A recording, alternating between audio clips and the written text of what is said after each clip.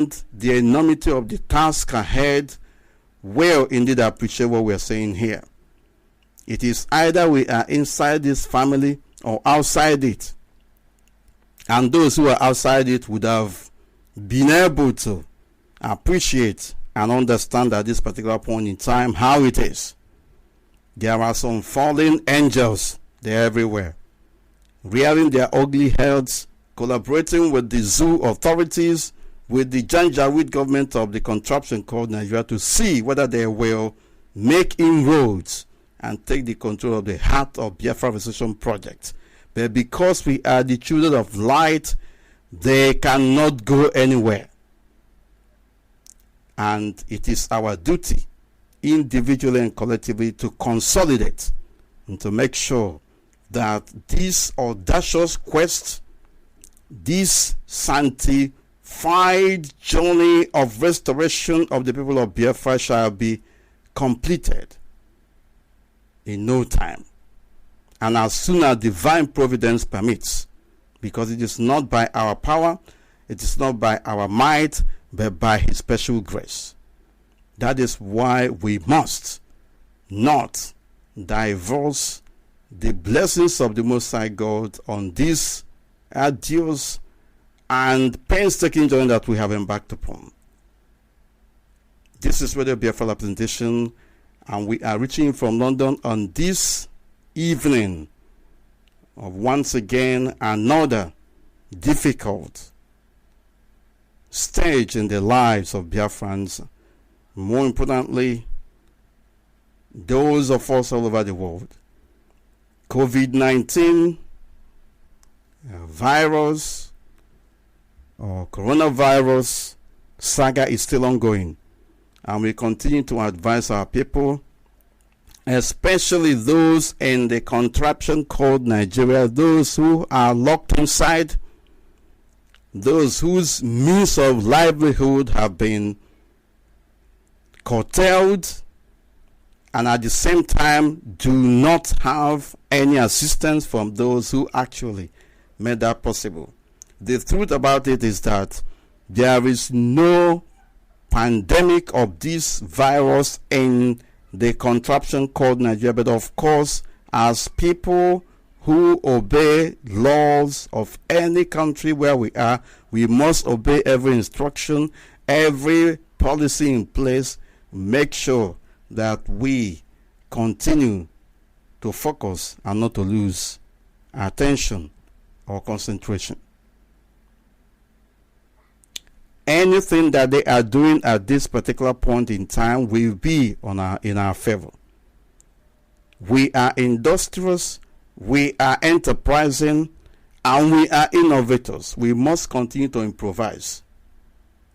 So, the message of hope to our people this evening, and as always, remains that we shall not die, even though that all over the world, the global government of different groups of people, citizens of the world, are fighting tooth and nail to protect their own. They have asked the people to go indoors, but at the same time recognize that there are people who are going to lose their jobs, and they have brought out certain policies to alleviate the hardship and difficulties that people are undergoing, or what some people may call palliative measures. But in the contraption called Nigeria, coronavirus pandemic is a tool, a vehicle for looting and plundering of the treasury, and the continued victimization of those the Fulani Janjaweed regard as their perpetual enemies. And top on the list are the people of Biafra. Before then, they closed the border.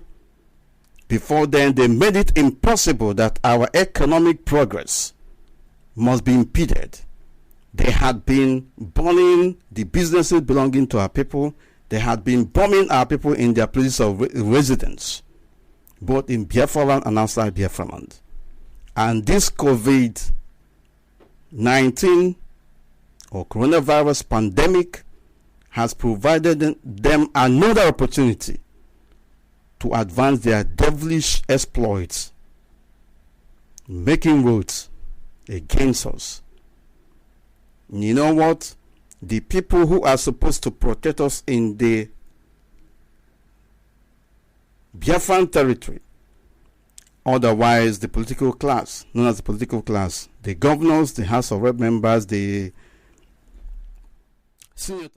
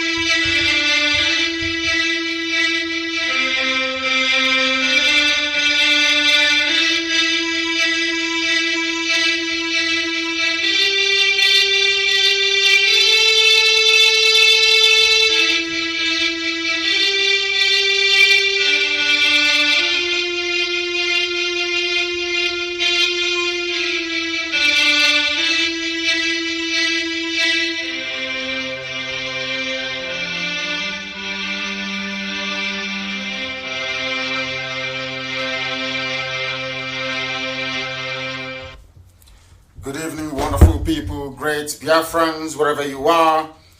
On the face of this very planet, once again, we welcome you to our live presentation on this very day, the 22nd day in the 7th month of the year that Elohim has made, 2020. The time now is precisely 5 minutes past the top of the hour. Regardless of where you are in the blessed land of Biafra, it is exactly 5 minutes past 7 p.m. in the evening.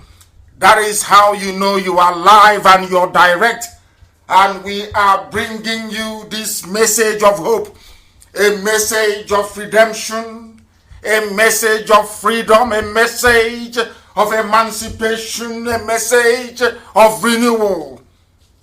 The message that will unshackle you from the primitivity and stupidity of the damnable zoological republic.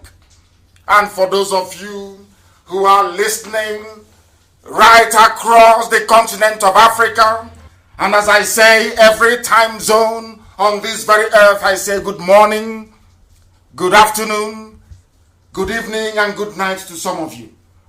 We are the most widely listened to indigenous broadcasting station out of Africa. Bar none. We have presence in over 100 countries and territories across the world. We are the largest mass movement of its kind anywhere on the face of this very planet. We have so much to be thankful for, and we have so much to be proud of. We did not accomplish it through any might nor power that we possess. Everything became possible because the Most High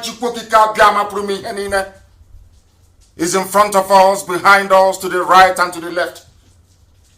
And he has given instructions to his angels to ensure that Biafra comes in our time, to guard and to shepherd this very movement towards its ultimate glory, which is the restoration of Biafra. My name is Nnamdi Kanu from Isiama Faruku in Ibeku in the old Bende division in the blessed land of Biafra. I tell you where I come from, and I give you my name in full. I am the leader of the indigenous people of Biafra all over this entire planet Earth. At the pinnacle of the centrality of our command and control system. The finest of its kind anywhere in the whole world. I am also the director of radio, Biafra and Biafra television, but above all, and most critically, by the very special grace of the Most High, Elohim, a servant of the wonderful people of Biafra. And as I welcome you this evening, morning, afternoon, or night, depending on where you're listening to us from, I will encourage you to welcome those who are around you. I know that Enugu is live as we speak. I know that a lot of people are now hearing us more than ever before. I also know we have accomplished nearly 70% coverage of Biafra land in terms of our FM dial. Most of you are listening via Radio Biafra app. Some of you have joined us via tuning, some on Simple Radio, some on Radio Garden. Some of you are listening via satellite. Some of you are listening via YouTube. But I know that a significant and a sizable number of you are on my Facebook page listening to this very broadcast this very evening. If you don't have your pen and paper with you, then you're missing quite a lot. Because when our prophecies come to pass, how would you know what we said and when we said it? If you don't have your pen and your paper ready. And of course, Alamajri, do not forget, as always, your slate and your chalk. Very, very important.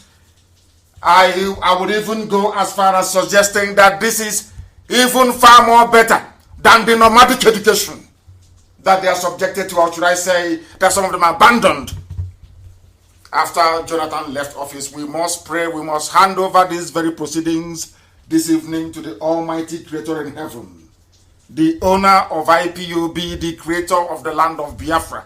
Biafra land was not created by the British.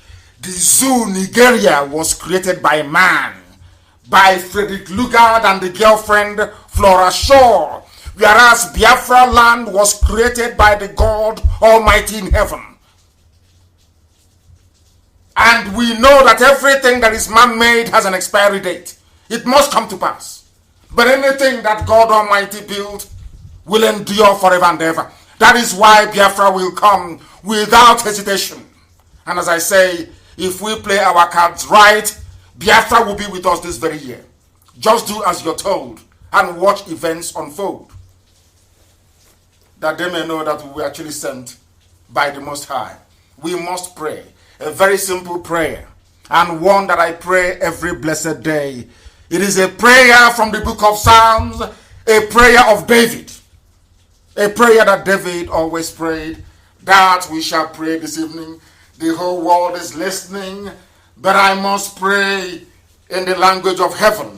I must pray in Igbo language, the language of the ancients. I must pray in the language that finds presence in every other language on the face of this very planet Earth, even in the throne of heaven, where Chukwukigabiama is sat, as the angels are circulating around him and worshiping him and telling him that thou art holy.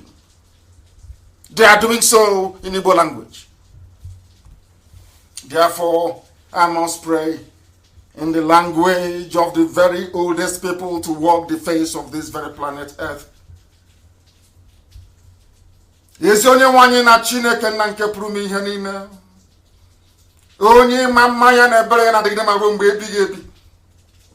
Onye eluigwe n'ụwa na-agba akaebe ịhụnanya ya na ebere ya, mara ya na ọmịiko ebe ndị ya nọ. Chineke na nke usu niile nke ndị agha. Onye ọ bụ naanị ya bụ mmalite na ọgwụgwụ.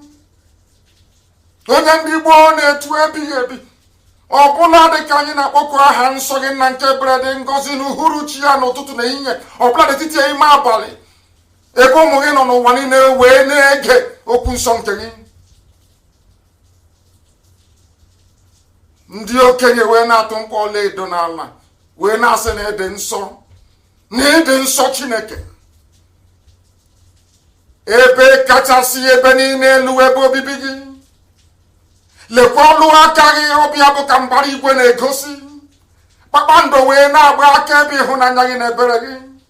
Anyanwụ ụtụtụ wee na-ekuni, wee na-ekwu na Jehova nkusu niile nke ndị agha na ọ bụ naanị ya bụ eze.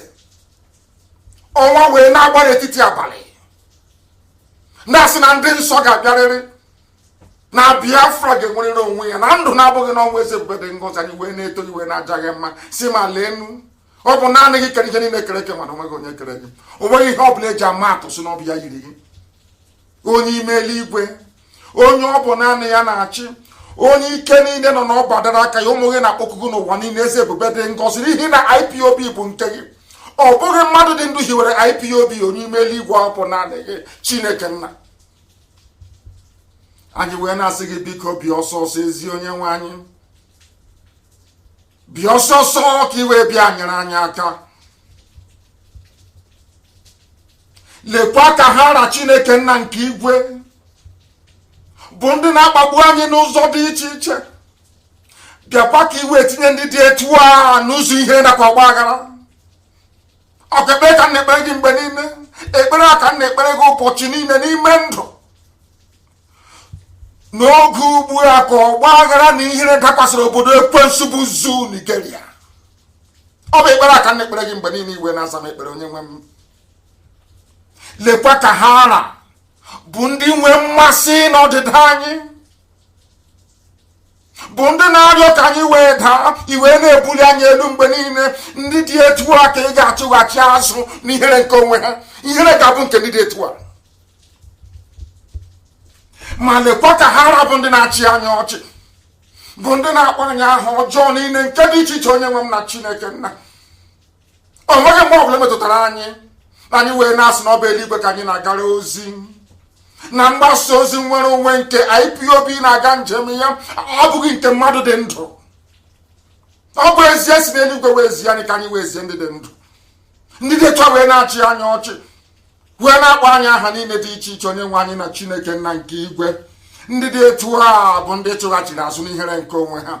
Ụwa niile wee hụ ihere zuo owe, igbu egbe ha na-anwụ, ihere ha wee pụta ihe. Onye nwe m, ma lekwa ụmụ gị niile gbanye onwe anyị No more bondi IPOB no one in Aboro Biafra only meligwe.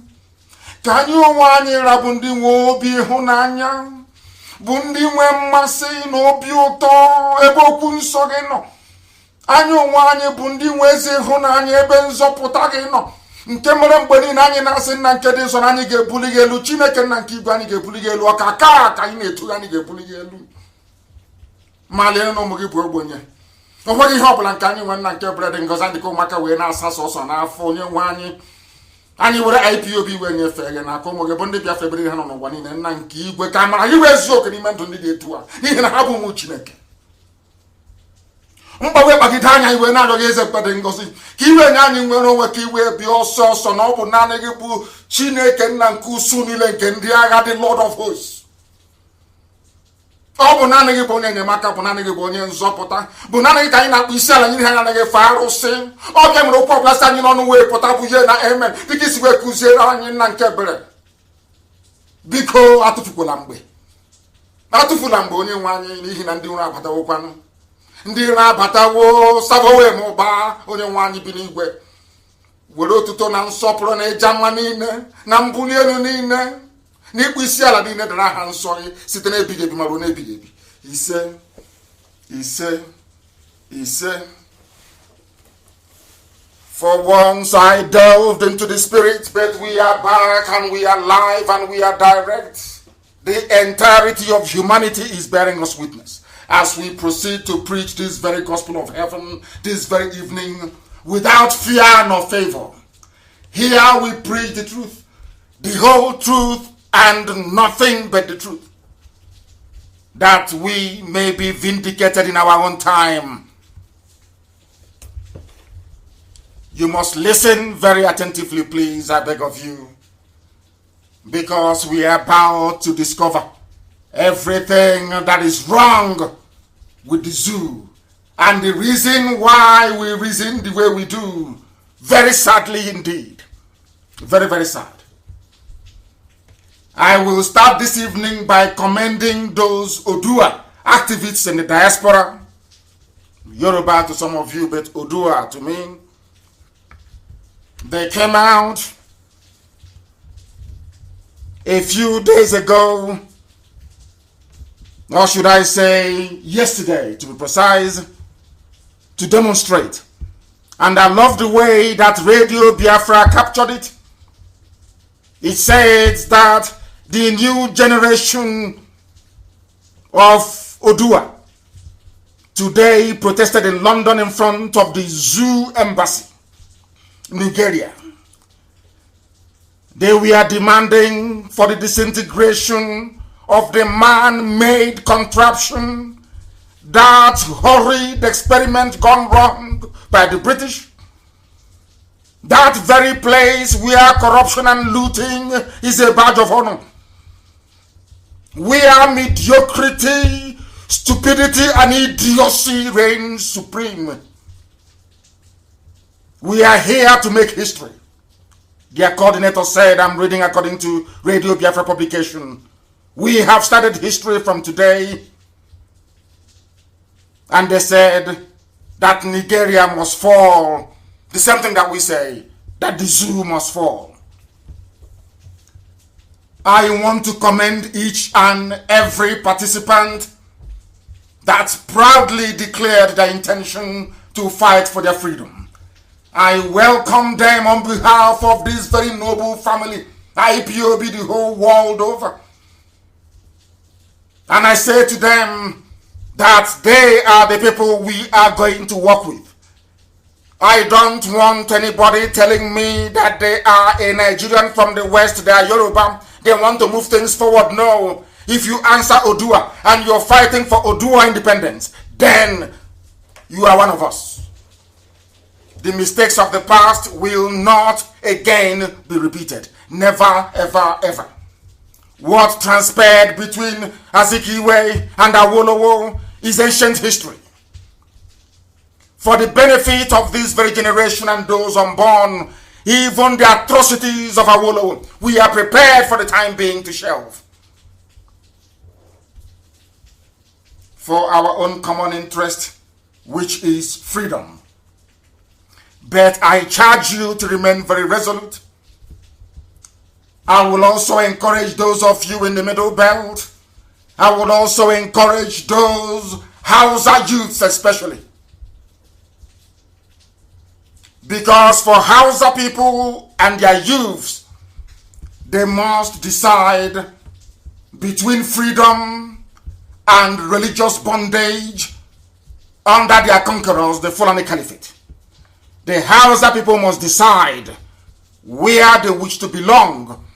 Do you want freedom to go back to recreate the very proud traditions of the Hausa civilization, or do you want to remain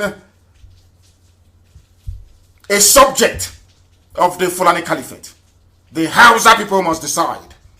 But I'm asking Middle Belt to emulate what our people in Odua are doing and declare their intentions to be a free people. What we are doing here, and hopefully across Odua land, which is Yoruba to some of you, is to bring the reign of impunity to an end. We are collapsing the mentality of it is our turn, it is the turn of my village, 2099 is our turn. While they keep looting and stealing and impoverishing everybody in the process. We are not going to fall for that nonsense anymore. We have now recognized that freedom is paramount. Freedom is the key that will unlock every potential that has hitherto been hidden or kept away from us.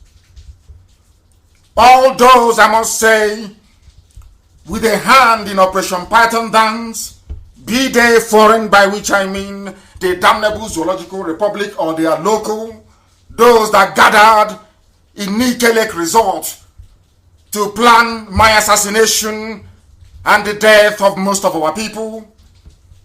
Although you are in the minority, those of you who conspired with the Janjaweed to launch Operation Python Dance, insofar as what we are pursuing is concerned, those of you that met at Nikelek Resort to sell our people down the drain will also get your comeuppance. Your own reward is coming. Your turn is coming, and you cannot escape it. All of you will go down one after the other.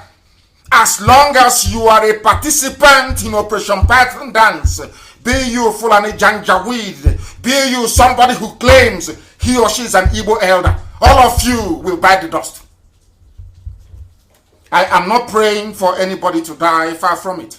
I pray for life every blessed day. But the judgment of Chukwukika Biama is inevitable.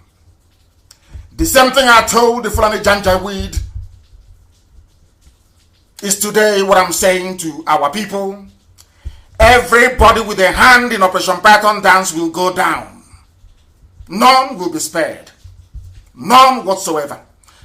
Everybody must understand one thing, that anytime I am on this very chair behind this microphone broadcasting on Radio Biafra, that I am under divine mandate. Divine. That is why everything I say must come to pass. Everything. Somebody said I shouldn't mention, I'm talking about those people who met at Nikelek Resort. Not Umokoko. I have no time for people without any fixed address. I have no time for them. And neither should you. I warned many years ago what is happening today. I warned repeatedly with clarity of purpose that the Janjaweed will come from the north and they will kill us. And it is happening. And I also told you that all of them with a hand in Operation Python Dance will go down. And they're going down one after the other. And they will all go, write it down. They will all go down. Do you know why they are going down, all of them? That they may know that God sent us to do this very work, not man. That anything that man is doing to try to frustrate this very movement will end up in failure. That is just a sign. That is why anything we say come to pass. It is a simple sign. That is how you know them. Because anything they say is going to happen, always must happen. That is how you know them, that I have sent them. So says the Lord of hosts.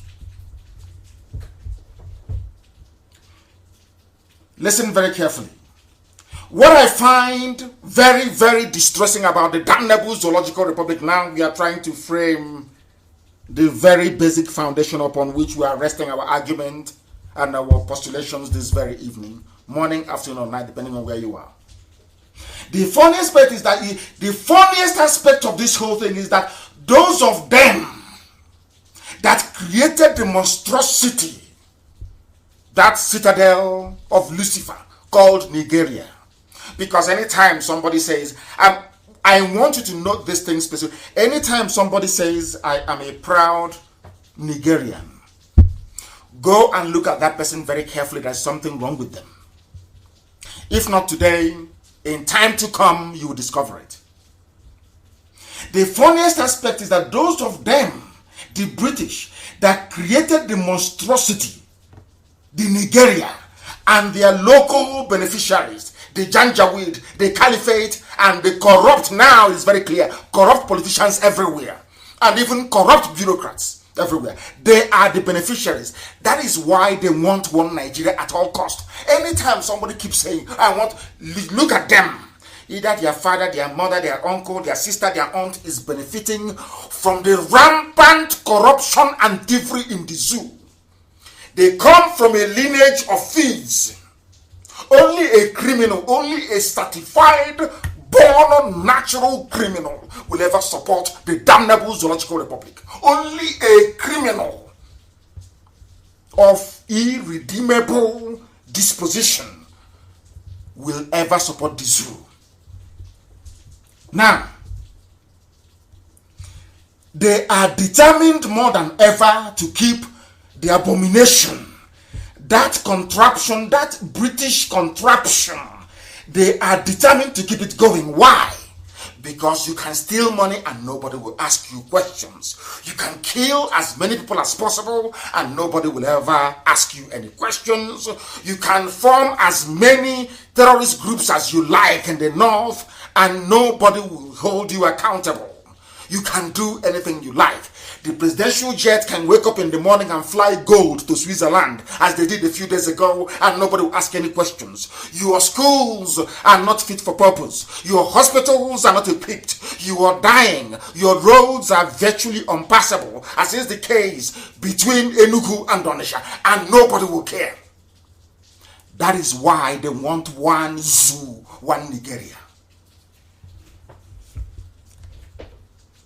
The same way that some people conspired in the olden days to keep slavery going, even when God and heaven and humanity rejected it, is what is happening today. Black people was against the end of slavery. Black West African people was against the whites that actually promulgated laws banning slavery. If you come to our land then, there were some men who benefited so much from slavery, they never wanted slavery to end. The same thing is happening today. If you ask your so-called average zoo intellectual, they will tell you that what is happening is wrong, that what is happening in Nigeria is bad and must be brought to an end. But if you ask them, what are you practically doing to bring this level of iniquitous existence to an end, they will tell you one more election will do it. That's what they always say to you. Oh, why don't you? Just one more. Only if you can get one good leader more. That is the silver bullet to solve all our problems. But I have just discovered, very sadly, that the greatest task on this earth is to get a black man to reason like a human being. The same way, it is a very delicate task to stop an Igbo man from tilting towards gossip. I didn't say Biafra, I said an Igbo man. To try to get a black man to reason properly is the greatest challenge facing African people and black people anywhere on the surface of this very earth. To try to get a black man to reason is not an easy process. It is one of the most difficult. In fact, do you know the funniest thing? Every other race on this earth, every other part of God's creation on this very earth, has now attained a level, attained a level of consciousness and reasonableness that they can feed themselves, they can clothe themselves, they can manufacture at least 60% of the goods and services that they consume. But in Africa, we manufacture nothing and we consume everything. Do you know the reason why that is the case? Because an African man, a black person, is not yet able to reason properly. Critical reasoning, that's what I'm talking about. Not sentimental mumbo jumbo because a politician is from your village. Because of that, and if he loses money, it's okay by you.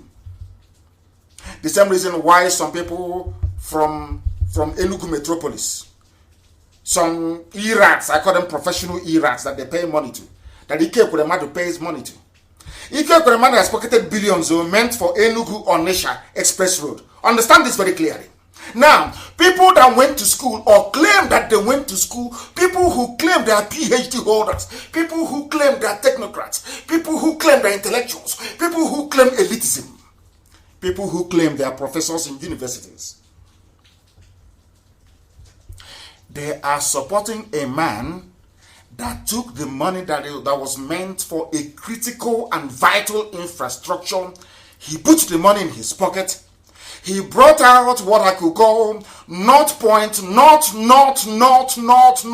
the 100, then 1%, and shared to them 2,000 naira, 3,000 naira for credit. If you have difficulties, maybe paying your house rent, they'll give you 100,000 naira. Now you come on social media to defend what is in essence indefensible.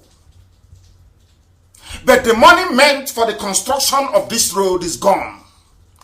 Onitsha Enugu Express Road is unpassable. The reason why I'm alluding to this is because these are the same people telling you about Igbo presidency in 2023. These are the same people that are going to occupy high office come 2023. Look at what they have done with the limited power and resources that we are given. They did nothing. Instead of improving our lives, they diminished it. And that is why they want you to believe in one zoo, one Nigeria. The problem is not only confined to Biafra land. Some of you have seen with the expose of NNDC what's been going on in the southern part of Biafra land. You have seen the mind-boggling, iniquitous looting of treasury. People without conscience. These are the people that will pay those that went to university to write garbage against IPOB, to write nonsense against the emergence of Biafra, to try to justify their criminal enterprise. Because Nigeria, the zoo itself, that some of you call Nigeria, Nigeria, it is, oh my God in heaven. I have never seen anything on earth to compare to the zoo. Some of you are still breathing because of the oil and gas coming from Biafra land. Take away the oil and gas, believe you me, you'll be feeding on each other. You will have cannibalism overnight. You start feeding on yourselves, I'm telling you. You'll understand the extent of the damage the British started, and those that you call your founding fathers, I call them the bumbling three, continued up until this very day. Something a white man built for his own advantage. Do you think a white man will leave Europe to come to Africa to build a country for you so you can have electricity and good roads and good schools and good hospitals? Is that what you think? Then you must be a fool. They can only do it in a place where they know they are going to occupy in perpetuity, as was the case in South Africa. That is why South Africa is the most developed country in the whole of Africa, because white people were there. They did not loot the national treasury. White people built South Africa from the proceeds from South Africa. No loans, no grants, no begging of money. Why can't you do it in the zoo called Nigeria? Because the very foundation of this monstrous, this British construct was flawed from the beginning. These are the things that they don't teach you. These are the truths they will never ever tell you. That there is something wrong with Nigeria. That there is lack of trust. That the people you call politicians, as you have all seen, all of them from top to bottom, they are all criminals. All of them are criminals. Now, every 4 years you recycle them. Every 4 years is our turn, the turn of my village. Every 4 years. And I'm asking you, as a black nigger in the zoo called Nigeria, when are you going to learn? When will your brain be able to open so you can reason properly like a human being and not like an animal? That is what our preaching is all about this very evening. What we are trying to do is to teach the very basic of what you need to know as a human being, that you may be able to survive. Because we black people, there is something wrong with us. We do not reason. I don't care the court you take me to. I don't care if you like, we debate it on Friday morning. I will be live on air taking your calls on Friday morning. We can debate it. I am telling you, the most difficult task in the history of human creation is not going to the moon. It's not about discovering penicillin. It's not about automobile. It's not about the Wright brothers inventing aeroplane. No. The greatest problem in the history of humanity is to teach a black man to reason properly. And that's what we're going to do this very evening, as we have done in the past and going forward. You must understand this. The greatest task on this very earth is to get a black man to reason like a human being. The same way, it's just like trying to keep an Igbo man away from gossip. Hey, it's impossible now. Come on, for goodness sake. How can you keep an Igbo man away from gossip? Oh no, please, give me a break. Anywhere there is gossip, you find them there. Gossip, the gossip is sweeter than honey to an Igbo man. Gossip. Unverified rumors and gossip is like honey to them. That is how hard it is. Trying to remove feeding bottle from the mouth of a baby saboteur is as hard as trying to get a black man to reason properly. But any day, believe you me, any day you begin to reason properly, you will now understand that the criminals you voted in 2015, the same people you recycled in 2019, yeah, the same idiots you're also going to recycle in 2023. The same thing keeps happening. No electricity, no good roads, no good schools. You keep lamenting. You come on social media and you lament. You talk from morning till night. You pray to God. You pay your tithe. You pay your offering. You do everything. Your daddy GOs will console you, and your life remains the same. What pains me most is that there are certain young people, because the height of radicalism and challenge to orthodoxy happens when you're a youth, between the ages of, say, 15 to when you're 28. But it's only in Africa that you have the youth who, instead of rising up to fight against injustice as other youths are doing all over the world, instead they join those who are oppressing them to oppress the people who are coming out to fight for them. That is a black man. Everything is upside down. Everything in life. They go to school, they read about French Revolution, they read about the revolution in England, Oliver Cromwell, they read about the Russian Revolution, they read about the US Revolution led by George Washington, they read about the Reformation, they know about Italian Enlightenment, they know everything. They know that Eritrea had to fight to leave Ethiopia. They know that East Timor had to fight to leave Indonesia. They know that Southern Sudan had to fight to leave Sudan. They know they have all the wealth of knowledge. But when it comes to application, simply apply that thing you have read. Let's say, for instance, you read chemistry, and you know that water is H2O, which is 2 molecules of oxygen and then hydrogen, or a molecule of hydrogen. If I'm wrong, please correct me. Water is H2O, hydrogen and oxygen. As a chemist, if you mix hydrogen and oxygen, you get water. But in Africa, you will see people dying of hunger, people dying of thirst, people who cannot drink water. But inside where they are, there is hydrogen, there is oxygen. They cannot mix it together. They are waiting for the white man to come and mix it together for them to give them to drink. That is not life. Now, I want you to understand the bedrock of racism all over the world. Racism thrives on the ignorance of a black man. People see black people and they say to them, why can't you be in your land and develop it? Why can't you build tall buildings in your land and live in it? Why can't you have running water? Why can't you have electricity? And you're in their own land enjoying it. That is why they beat us up. That is why they do things to us. I'm being honest with you. That is why because all the time we are begging with this whole Black Lives Matters nonsense. All we are hearing is that, oh, Google will increase their diversity from employing 20% black people to 40%. Oh, Coca-Cola is going to do the same. Why must we always beg? Why can't black people build something like Google? Why can't you build Coca-Cola? Why can't you build all these big multi-corporations? Why can't you do it? Are you not a human being? Don't you have the same brain that white people have?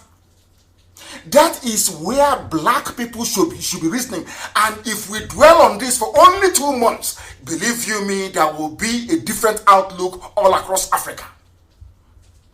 The way we reason is poor.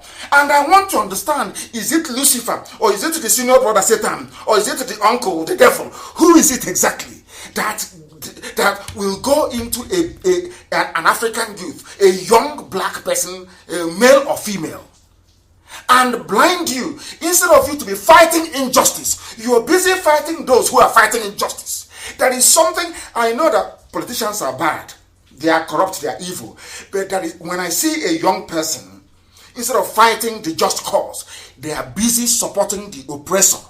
I sometimes see them as the very habitation of everything that is wrong with black people. Some people say that, why do you always say this? You keep going back on this black issue. I said, because there is where lies the problem. The problem we have in Africa, the problem we have as black people in America, wherever we are, is because of the way we reason. The way we reason is flawed. It's not correct. And we must change it. We must change it. We must not be like those greedy people in the past that wanted slavery to continue. Those who were dealing in slavery or with slaves, so to speak, they know what their people are suffering and what, because freed slaves were returned to Sierra Leone. That's why they call it a free town. Most of them were returned to Africa, and those that came to Africa, they were learned. They know, they understand the humiliation they had to go through in the Americas. They came back, they were lucky enough, and they came back, they sent them back to Africa. Despite telling those in Africa, this was what we went through, those in Africa ignored it and continued selling people. That is the same way they're ignoring you today. You can cry, we don't have money to feed, we can't go to school, our street is waterlogged, there is flooding everywhere. They don't want to know. They will never know until you force them to know. And how do you do it? It's by what we are doing. Freedom. Let everybody be free. Let me see who is going to loot who and from where. Let us see who is going to loot from where. That is why I commend what Oduduwa is doing. That is why what we are doing is very, very critical. And as I move on this very evening, I am going to demonstrate to you in very clear terms why I know that black people cannot reason. Listen to me very carefully. People are doing what Lucifer created them to do, which is to make us stronger in preparation of what is to come. You must understand this. Any tribulation, any difficulty, any hardship we encounter is a preparatory step for us to go forward and encounter the real problem. And when we do, we smash through it. It is a tragedy. Somebody is a very big tragedy. It is a broken system in the zoo. In the zoo, corruption is walking on all four legs in broad daylight. And you know the funniest thing? The perpetrators are not even ashamed. It is now a badge. It is quite bizarre. It is only in the zoo in Nigeria that somebody will go and steal public funds. Somebody will steal, and they will catch him stealing public funds, and others want to copy him to be like him. Only in in the zoo. Only in the zoo. Only in the zoo. Now, even, remember Niger Delta is our oil. We want Niger Delta. Niger Delta Commission. Give us money. Give us budget. Appoint us. Put us there. Even now, they have seen the pollution. They are not fighting the pollution in Ogoniland, no. Do you know that is very serious pollution in Iguacha? Park your car in Iguacha, come back the next morning and look at the, just wipe your hand on the windscreen. You see that your hand will turn to black from the residue from all the oil exploration and the flaring of our gas. People were dying in Opobo. Have you forgotten? But there are billions swimming around everywhere. The people that some of you are corruptly supporting, some of you young people, the idiots you're supporting, are the ones making your life a misery. But you still support them. What does that tell you about who you are? What did that tell you about who you are as a human being? That you are evil. It is your type of people, your family and your lineage that benefited from slavery. That even when people that fought William Wilberforce, people, they passed a law in England banning slavery, you were still selling your own people. Even when people came back from America to tell you that, see, this is what they're doing to us, life is horrible in America, you continue to sell your own people. Now tell me why the devil is not a black man. Tell me why Satan is not a black man. People without empathy, nobody feels sympathy. You see, your own children are shopping in Dubai, traveling with private jet. Other people's children are hawking banana, selling oranges to survive. And you're happy. You are happy. You're a happy nigger. You're a happy black man. That shows how demented. That shows that Satan has built skyscraper inside you. Now you understand how evil you are. Now when white people paint Satan as black, you understand why. Do you think they just woke up one morning and decided to draw Satan as a black man? It is because of your behavior, the way you reason, the way you do things, and your wickedness against one another. That same wickedness you're exhibiting towards IPOB and other freedom fighters, you can never exhibit the same level of wickedness to a white man that called you a nigger and refused to give you a job. Or maybe shot you, injured you during an arrest. That is the way that, when I was studying the brain of black people, I'm not a surgeon, but I took time, many years. The same way I studied an Igbo man, I studied the brain of a black man. How black people reason. I spent decades studying black man, how they reason. I kept asking myself, why is it that things can work in Europe and in America and Asia and in South America, but not in Africa? Do you know the reason why? Not that the land doesn't have abundance of goodness to yield, no. It is because of the brain of a black man. How we reason, how we relate, the level of wickedness in a black soul. Somebody have seen that the zoo is crumbling. You have seen that Nigeria has nothing to offer. You know that. Not now, not tomorrow, not ever. And you are a PhD holder. You are a professor in a university. The reason why you want Nigeria to continue is because maybe Professor Dike made millions by rigging election in 2019. So it's my turn in 2023. Let me keep supporting one Nigeria until 2023 so I can also steal money as well for myself and my family. That is a typical black man. And that is why nothing works in the zoo. That is why the zoo should be dismantled. God did not create Nigeria. A human being like you and I did. And as humans, they are dead. Lugard created Nigeria, not God. Go to Google and Google it. Lugard created Nigeria, not God in heaven. I don't know how else you want me to explain it to you. I don't know how else. I don't know if I'm used to use, as they say in those days when we were in primary school, when you don't pass your exams. Do you need me to use an axe to cut open your brain and put books in it so you can reason properly? When you don't reason properly, that is why you are heartless. You are a wicked black fellow because you don't reason properly. If you reason properly, believe you me, you will hate injustice, as we do in Biafra, in IPOB. You must understand that very, very carefully. It is a tragedy, and the zoo is a broke. Those are say, oh, nigger delta, nigger delta. They don't even know the meaning of the name nigger delta, nigger. You have seen it. You have seen it. The same idiots now that looted NDDC dry are the ones telling you, oh, Biafra is not good for you. You don't need freedom. You don't need Biafra. Let's work for one Nigeria. People don't reason beyond their noses. I'm asking you, when somebody is telling you about one Nigeria, go and look at the person. Look at his organ, his master behind him, or his family. That will tell you all you need to know about that idiot. That will tell you all you need to know. My concern is for a black man and woman to reason properly. That's all. Once you can get them to reason properly, the rest of the problems will become a lot more easier to solve. What is happening in NDDC is exactly the zoo, Nigeria. It is a microcosm of the zoo, Nigeria. When you create something without foundation, the outcome is always thievery, stealing.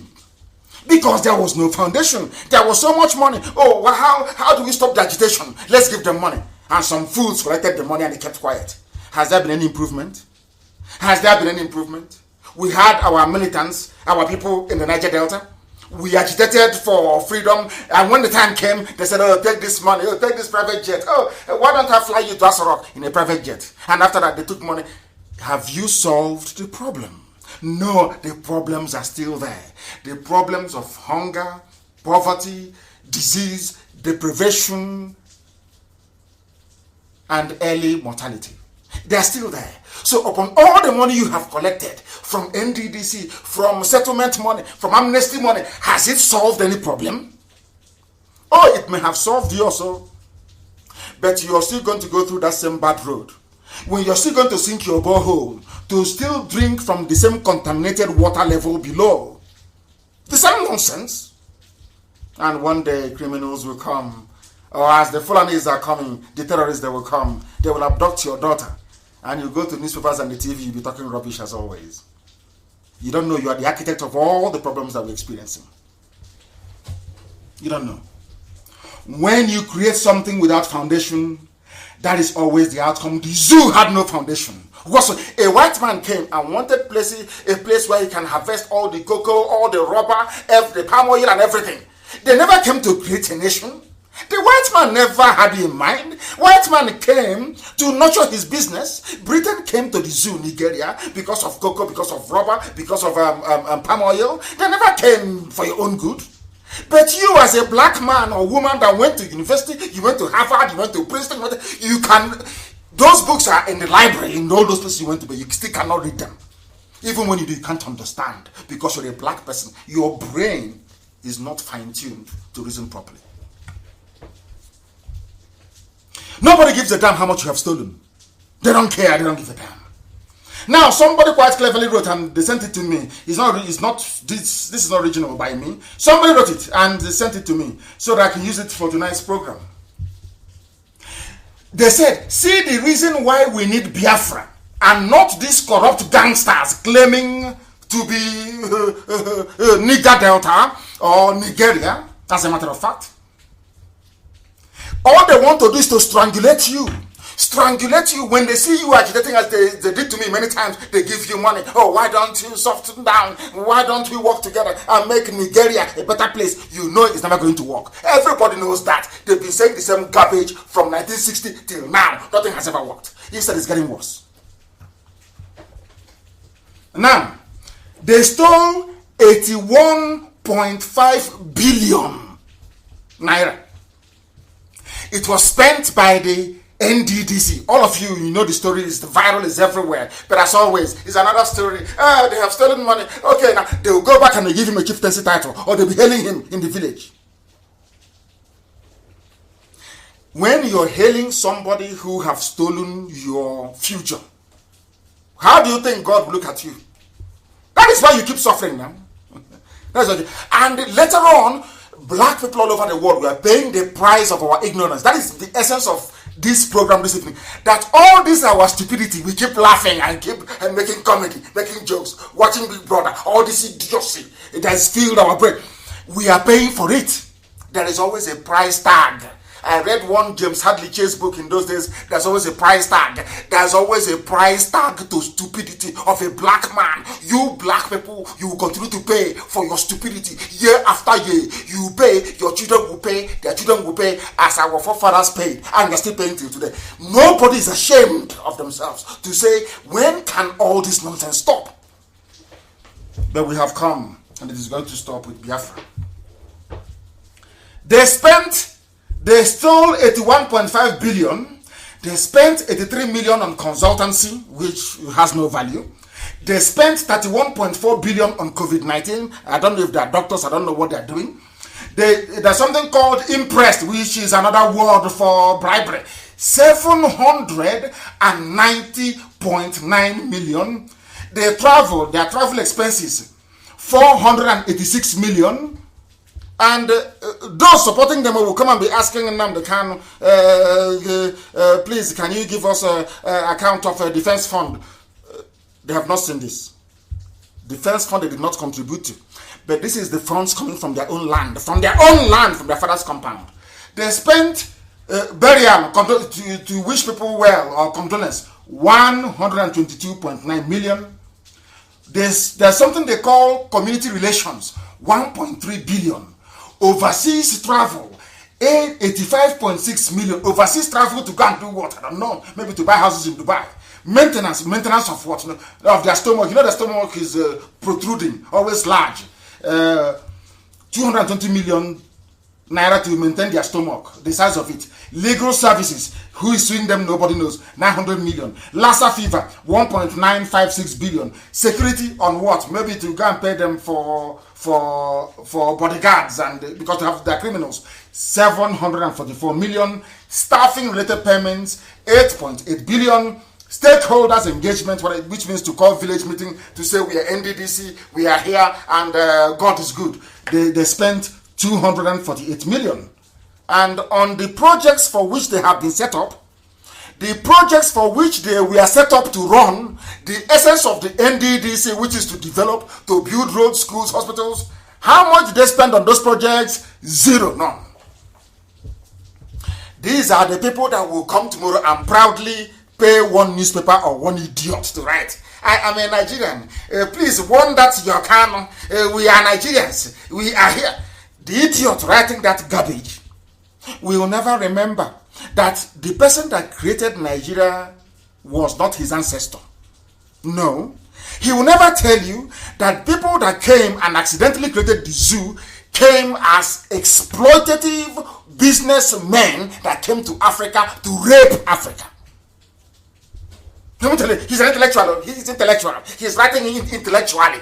He will, I don't know, bamboozle you with his degrees from Princeton, from Harvard, from Cambridge, from Oxford, PhD. They call him doc, an absolute idiot. You're calling him doc, prof with an empty brain, nothing in the brain whatsoever. A prof is defending something that a white girl named an unmarried white girl. A tramp, an English tramp named you Nigeria, and you're a professor, and you're answering Nigeria. You're not ashamed of it. You have no shame. There's no shame before you. That is why they kill you in America. That is why they kill you in China. That is why they pursue you and they detain you in India. Because they have looked at a black man. A black man is a disgrace unto himself. Because of how you reason. Because of how you reason. Now, how do you think white people will feel when they're sitting in Europe, that they named Europa themselves, they named it Europe, not you? They are sitting in Britain, they named, when Scotland joined England 320 years ago, in the Act of the Union, they call themselves Britain, now United Kingdom. France is there, named by French people. Germany is there, which is Gaul, Saxony, and Bavaria. They came together, they are Germany. But you, as a black man in Africa, these same people came, You claim you have dignity, you claim you have honor, you want respect as an elder. And I'm asking you, what other insolence is greater than somebody traveling for over 6,000 miles to come to your village to tell you now your name is no longer what it used to be. You are now Omaya. And you answer it. But before the white man came, there wasn't like Omaya before. How do you think they will respect you? I'm just asking black people. How do you think white people will respect you when everything you are, they made you the way you are? Your religion they gave you, the way you dress, everything about you is from them. You have not added any value to creation apart from the raw materials, which you don't have. It doesn't belong to you. It comes from the ground. You've added no value. All you know is to fight those who are fighting for your freedom. That is just a slight window into the darkened soul of a black nigger. That is an entry into the soul of a nigger. That's how you know them. Darkened soul. They have no honor and no integrity. No honor. If you say you're strong now, okay, go to Italy. No, go to Belgium. And stand on the streets of and rename Antwerp. Call it a new ACOM. That day they will inject you with something and your brain cells will go into reverse. They say you're sick in the brain. The same thing that a white man can't allow you to do, you not only allow the white man to do it in your own land, you are defending it with your life and you claim you're an intellectual. You are intellectualizing. That's how foolish you are. Foolish professors, foolish PhD holders, without brain, without any brain. Now listen, NDDC was set up to execute projects. How many projects did they execute? None, zero, zilch, zero, not. And tomorrow morning, another idiot from somewhere will be writing an epistle, please fund NDDC. We need money for NDDC. Because he or she knows that a few chicken change is coming their way. That is your one Nigeria. Now, you want me that is learned to be a part of that garbage? Is that what, seriously, is that what you think? When I left UNN, I told my father that if I continue at the University of Nigeria and Soka, I will go into reverse. I told my father, yes, I am intelligent, I can't be here. You better send me to England. He said no. I packed my bags and I went home. When he got tired, he sent me to England to go and study.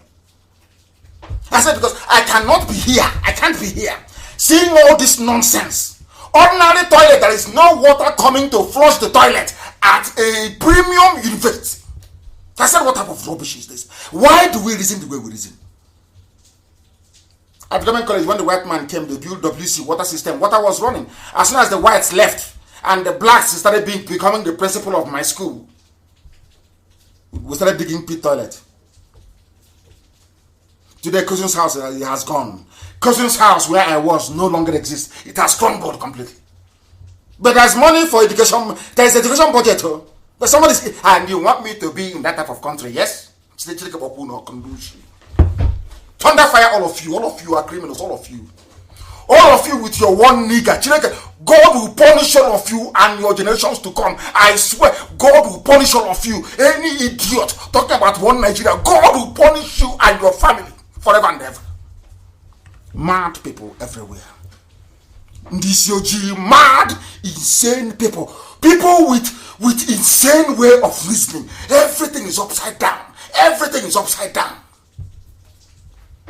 Reason properly, you can't. You can't. But you know us now. Here, by force, you reason very well. Now, listen. In Biafra, there will be no looting. Do you know why? You know, the reason why Europeans are doing well is because when they discover a problem, they devise a solution out of it. The reason why such nonsense cannot happen in Biafra land is because every budget in Biafra land will be publicly published. Every contract above $100,000 equivalent will be subject to notice in a newspaper. The panel awarding the contract will sit in the open. And anybody you pay bribe to, both you and the bribe giver and the bribe taker, are all going to jail. It doesn't matter who your relatives are. This nonsense can. I am fighting for Biafra because the nonsense you're witnessing with NDDC and your EFCC and NMPC cannot obtain in Biafra. It is impossible. It's impossible. It's impossible. Form as many cabals as you like. That is why I have no friends and I have no enemies, as I am. Ask them within IPOB leadership structure. That is, you know, some people say, oh, they have no structure, and I wonder what type of school they went to. How can you, a semi-illiterate, want to challenge me, to debate with me? You are not well read, and you want to debate. People say, oh, but they have no structure. We'll get to that later. And they claim they went to school. And in the meantime, I want you to Google the word structure, organizational structure. They will tell you. I'll come to that in a minute. As the looting is going on, the very fantastic looting everywhere. Loot as much as you like. Loot on to everybody. How about Magu? Here he is now naming those that looted money. Those that benefited and looted cash from their so-called EFCC. As I told you, I warned Magu. I said to them, all of them, release Olisametu. They thought I was joking. Release Olisametu. They said no. I said, if you don't release him, Magu, you will be in trouble. Is Magu not in trouble today? And I said, the more you keep Olisametu, the more things will be unraveling. Because where IPOB is, none of you can get there. None of you can. I want them, release Olisametu. They said, no, we can't. They said, Nnamdi Kanu, he's just talking on radio. Today, where is Magu today?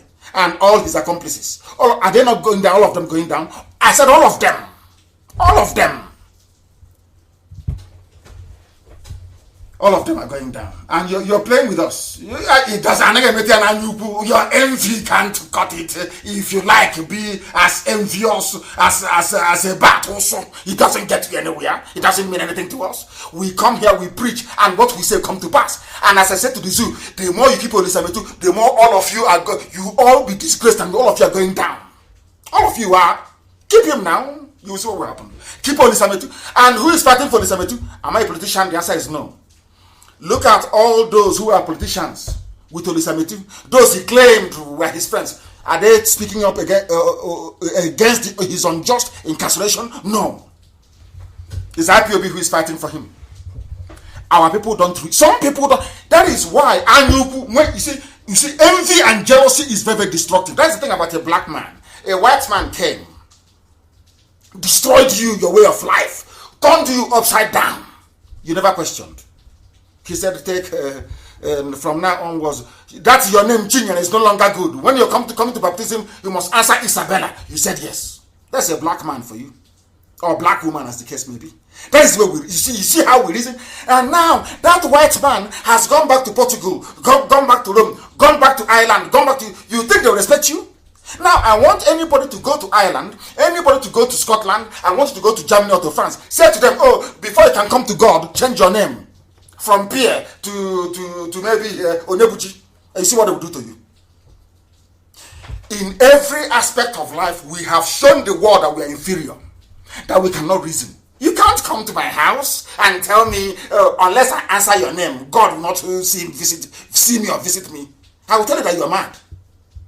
I will tell you you're insane. But we swallow everything hook, line, and sinker. We never reason, we don't interrogate. And that's why we are here. To make you to reason. To make you to reason. They are naming those of them that went and took money. As I told Magu, you will be in trouble. We are IPOB, I'm Nnamdi Kanu. I told you will be in trouble. I warned you. Release Olisametu. You said no. You are doing gra. We are EFCC. We are Janjaweed. I told you will be in trouble. You said no. Have you seen it today? That's the power of Psalm 70. Everything I do, I anchor it on God. Psalm 70. Go and read it very well, you will see. That's my prayer. I pray it every blessed day. I have been praying it for 4 years. I said every day. I pray it every blessed day. Without fail. Without fail. If I'm flying, if I'm in an aeroplane, in a ship, anywhere I am, I pray it. And Psalm 119. Every blessed day I pray it. God did it again. I asked Elohim. You see, our enemies of Biafra and enemies of IP, just go and drop confusion inside them. And again, I said, disgrace them. I don't want to in-house disgrace them that the world may see. Is that not happening today? Magu and his people? A young black man, a graduate without a job. That is what, when I think about it, I know that black people really were insane. God in heaven knows, we have a very serious problem. You are a black man or black woman, you are a graduate, you read architecture, but now you're out, you're selling Roman lime, and you're selling granite. And you managed to raise some money to buy Infinix phone, the very cheap one. You put data in it. And you're defending the person that made it impossible for you to get a job. A politician. And you want me to regard you as a human being. God forbid, I cannot. You're not a human being. You are not. You are a zoo animal. And when I call you zoo animal, you start getting upset. Let us go to Magu. I warned him. He said, no, who are you? We are the cabal. He's not giving you the names. Now listen, it's not our news, so I'm giving you news from the zoo. Now listen, the suspended acting chairman of EFCC, Ibrahim, he's a Fulani Janjaweed. Ibrahim, can you imagine if it was an Igbo man, a Biafra, a Efik, Ibibio man, head of EFCC? By now, they will bring the person out in Abuja, they will cut you into pieces in broad daylight. And they will say, hey, we are not fighting corruption. Kudos to all of you. But because his name is Ibrahim Magu, nothing will happen to him. The same thing, have you forgotten Ibrahim Lamode? That one stole $5 billion. $5 billion he stole and ran away from EFCC. The same Fulani, they are the ones fighting corruption. You people are daft. When I look at an average zoo person, Nigerian, when I look at you, and I'm being very honest with you, God in heaven knows. Once you say you're a Nigerian, I don't see you as a human being. I'm being honest with you. Once you open your mouth and say, I am a Nigerian, I don't regard you as a human being. You are beneath contempt. Now listen. Malami alleged that Magu sold some of the recovered assets to his associates. This is the man fighting corruption in Nigeria. He is fighting corruption in the nigger area that Britain created. That is why, sometimes, whites, they are very funny. They are just watching us, a bunch of monkeys and a few baboons, jumping up and down, looting, eating banana, eating plantain here and there. Not our plantain, no, another person's plantain, we just grab it and we eat. Then, seriously speaking, I believe that Britain and the rest of the civilized world, there is something... sadistic about their enjoyment of what is playing out in the zoo. I'm telling you the truth. I'm telling you. Somebody you call to fight corruption that put Olisametu in jail. Olisametu was given 400 million naira to run a PDP campaign. He didn't steal any money. He's in jail. Why is Olisametu in jail? Because he criticized the dead Buhari when he was alive in 2015. That's all. They put him in jail. And they used a Biafran man, Aban, to put him in jail. You see how we are. You see how intellectual we are. Oh, we are only intellectual at fighting our own people. That's at the height of our intellectuality. We never fight Fulani. No, of course not. It's only our people that we fight. Look at Aban. He's a learned judge. He's jailing his brother that did not commit any crime. That is your typical Easterner. Very, very vile and evil. Vile and evil. Now listen, he's the head of economic financial recovery and the czar of anti-corruption czar. Where did all these things go to? Do you know what Magu said? On allocation of vehicles to some government agencies through special auction with presidential approval. In other words, your so-called, whoever is wearing the mask now is in on it. Or Jubilee, because Buhari died January 2017. If you like, believe. If you like, don't believe. That is your cup of tea. You are a baboon. You are a zoo. You are a black nigger. You know nothing. Your brains are empty. I'll prove it to you later on that Buhari is dead. Every time I come on air, I will keep proving it to all of you. Because some of you are daft. beyond recognition. Now listen very carefully. Magu, what happened to the cars you seized as EFCC chairman? What did you do to it?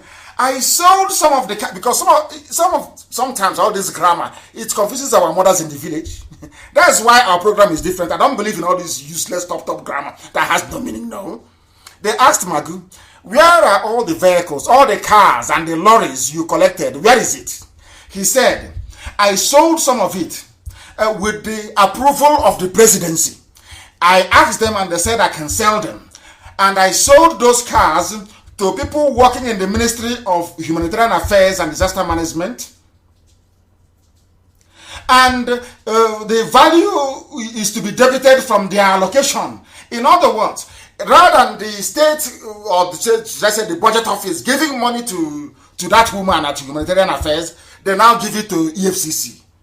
The cars they bought. They are buying cars, sharing to their children, and having fun. And they are not even, although they are getting it at the very cheap, or should I say cheapest in this case, still, it is the government, the taxpayer who is paying for it. And they are sharing it to their children in Asoko, in Wuse, in Maitama. They are driving around and they are having fun. Oh, now the country should stop this nonsense. We want one Nigeria.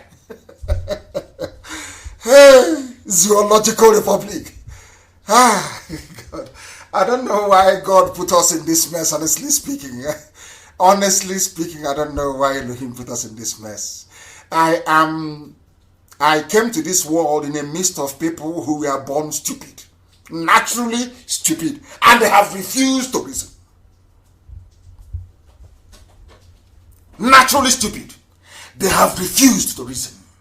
That's what I hate about our people. We also gave some of the cars to the State House, which is Asorok. We also gave some of the cars to the National Commission for Refugees and Displaced Persons. We gave some cars also to Inland Revenue and National Directorate of Employment. And who are the people in charge of all these agencies? All Janjaweed, all Fulani. And you're one Nigeria, Abi. One zoo. The most dedicated animal kingdom. People travel to Serengeti to go and do safari. I'm going to Kenya. I'm going to Uganda to go and do safari. I'm going to Zambia to Zambezi. Why are you? I'm going to National. Why are you wasting your money going to watch lion chasing zebra? Come to Abuja. Come to Lagos. Come to what? Come and see real human beings like animals eating each other raw. Why going to spend your money? Just enter plane and travel to Nigeria. Like you will see, I'll just enter one checkpoint or two. They will see animals in full gear performing their miracles. Now you understand it, don't you? He didn't die in September. He died in January. Buhari died in January of 2017, not September. He stopped breathing. He collapsed after watching me in court as I told him he would die. He watched me in court and he collapsed. And they flew him to Morocco. He stopped breathing and they stopped over in Morocco to pick up incubator, whatever it was called, life support machine, before they flew him to London. And he was pronounced brain dead. They know that I know. One day I'll give you the history. The hospital, the floor he was on, the doctor, I have all their names. I have all of it. Down, I have it. I'm holding it down. Because the brain of a black man, of a zoo animal cannot take it. They don't understand the truth. Because they were conceived in evil. An average Nigerian, an average Nigerian was conceived in evil. If you don't know, let me tell you. They're selling all your properties. They come and take your money. Oh, you fell foul of EFCC. They just take your vehicle and they give it to a Fulani man or woman. And they give to their children. And they go to Daily Trust and they write rubbish. Nnamdi Kanu is a problem. He's a miscreant. He's this. He wants this to be a fraud. They are doing Biafra. Mommy has collected stolen car from EFCC. That's why. Zoo. Zoo. I'm going to please start advertising. That is, we'll start charging white people We start with the British. We charge them money to come and see the zoo they created. Free tours, we give them free tour of the zoo so they can see how their animals are doing. Unbelievable. That is the zoo for you. Tomorrow, one idiot will come up and say, I'm a Nigerian. If you, anyway, they know not to call me a Nigerian, you stupid. Can you say you're a Nigerian in front of me? You're mad. You're insane. Something your people never created. Nigeria is a very funny place. Olisa Metu only received money from Dasuki. You know the funniest thing? Dasuki is at home, not facing any prosecution. The Dasuki that gave the money to Olisa Metu is at home, but Olisa Metu is in jail. And whereas the so-called Igbo elders and intellectualities, as the idiots call themselves, where are you? Where are you? What did Olisa Metu do? What's his crime? I am asking a very simple question. What crime did Olisa Metu commit? He was given money to run PDP campaign. The man that gave him the money is at home. Jonathan was the president. Jonathan is at home. But Olisa Metu is in jail. Because they are thinking nobody will ask after him. After all, he's Igbo. You know how they are. If you send them now to go and campaign for Olisa Metu to come out, believe you me, they will go there, they will give them money, they will collect it, they put it in their pocket, they will come back and say, let's leave it now. He shouldn't have done it. That is the way they are. And that is why we are hard on them. As we are. As always. The man that gave the money to Olisa Metu is in his house having fun. How many politicians, ask yourself this question, you have seen the debacle, EFCC, NDD said, how many people from other ethnic groups are in prison? That's all Olisa Metu is. Yet, all these idiots trying to campaign against what we are doing, they cannot reason. Their brain is not that developed to understand it. How many Fulani politicians are in jail? And that is a simple question. How many Fulani, where is Ibrahim Lamode? How many Fulani arch-looters are in jail? None. But Olisa Metu is there. And you can't campaign for him. But you're an intellectual with your pen, blue, black, and red in your long sleeve, with your sandal slippers in Abuja, begging from one office. You're a PhD holder. You're begging money from one office to the other. And your brother is in jail. And you can't campaign for him. That's from my IPOB to do it. And the more, if you know people who are running the zoo, Aisha's boyfriend and all the rest of them, tell them, you see Olisa Metu, the more you're holding Olisa Metu, today's date is what? 22nd day of July 2020. The time now is 23 minutes past 8 p.m. in the evening in the blessed land of Biafra. The more they are holding Olisa Metu, what you're seeing now is just a tea party. The real dish is coming. Because we are not relenting. It's not everything that we do that we tell you. Is everything that we are going to tell you? Of course not. I told you before in IPOB, I am the only one that knows everything. Together at the same time. Everybody knows what they are supposed to know. But the overall, I know. What we are doing to the zoo to collapse it, you have no idea. But is the zoo existing now? Of course not. Now listen very carefully. Olisa Metu was tried in a court of law, and as usual, the terror-sponsoring cabal used the Biafran judge to jail him merely for being an ardent critic of the dictator Buhari. If Olisa Metu is guilty, how come the man that gave him the money is not in jail? This is for the Efulefus working for the zoo but bearing Igbo names. I want you to ponder this if you understand what the meaning of the word ponder means. Go and think about it. Always fighting, losing battles, always. And then when I said to them, let me tell you how foolish a black man is, especially a Nigerian, a Nigerian. Nigerian, that's the proper pronunciation, Nigerian. If you want to know how foolish a black man is, a Nigerian is, nigger. There was a tweet, please, I can publish it. A tweet by Aisha Buhari, the wife of the dead, late dictator brutal dictator, Muhammadu Buhari. She sent a tweet out.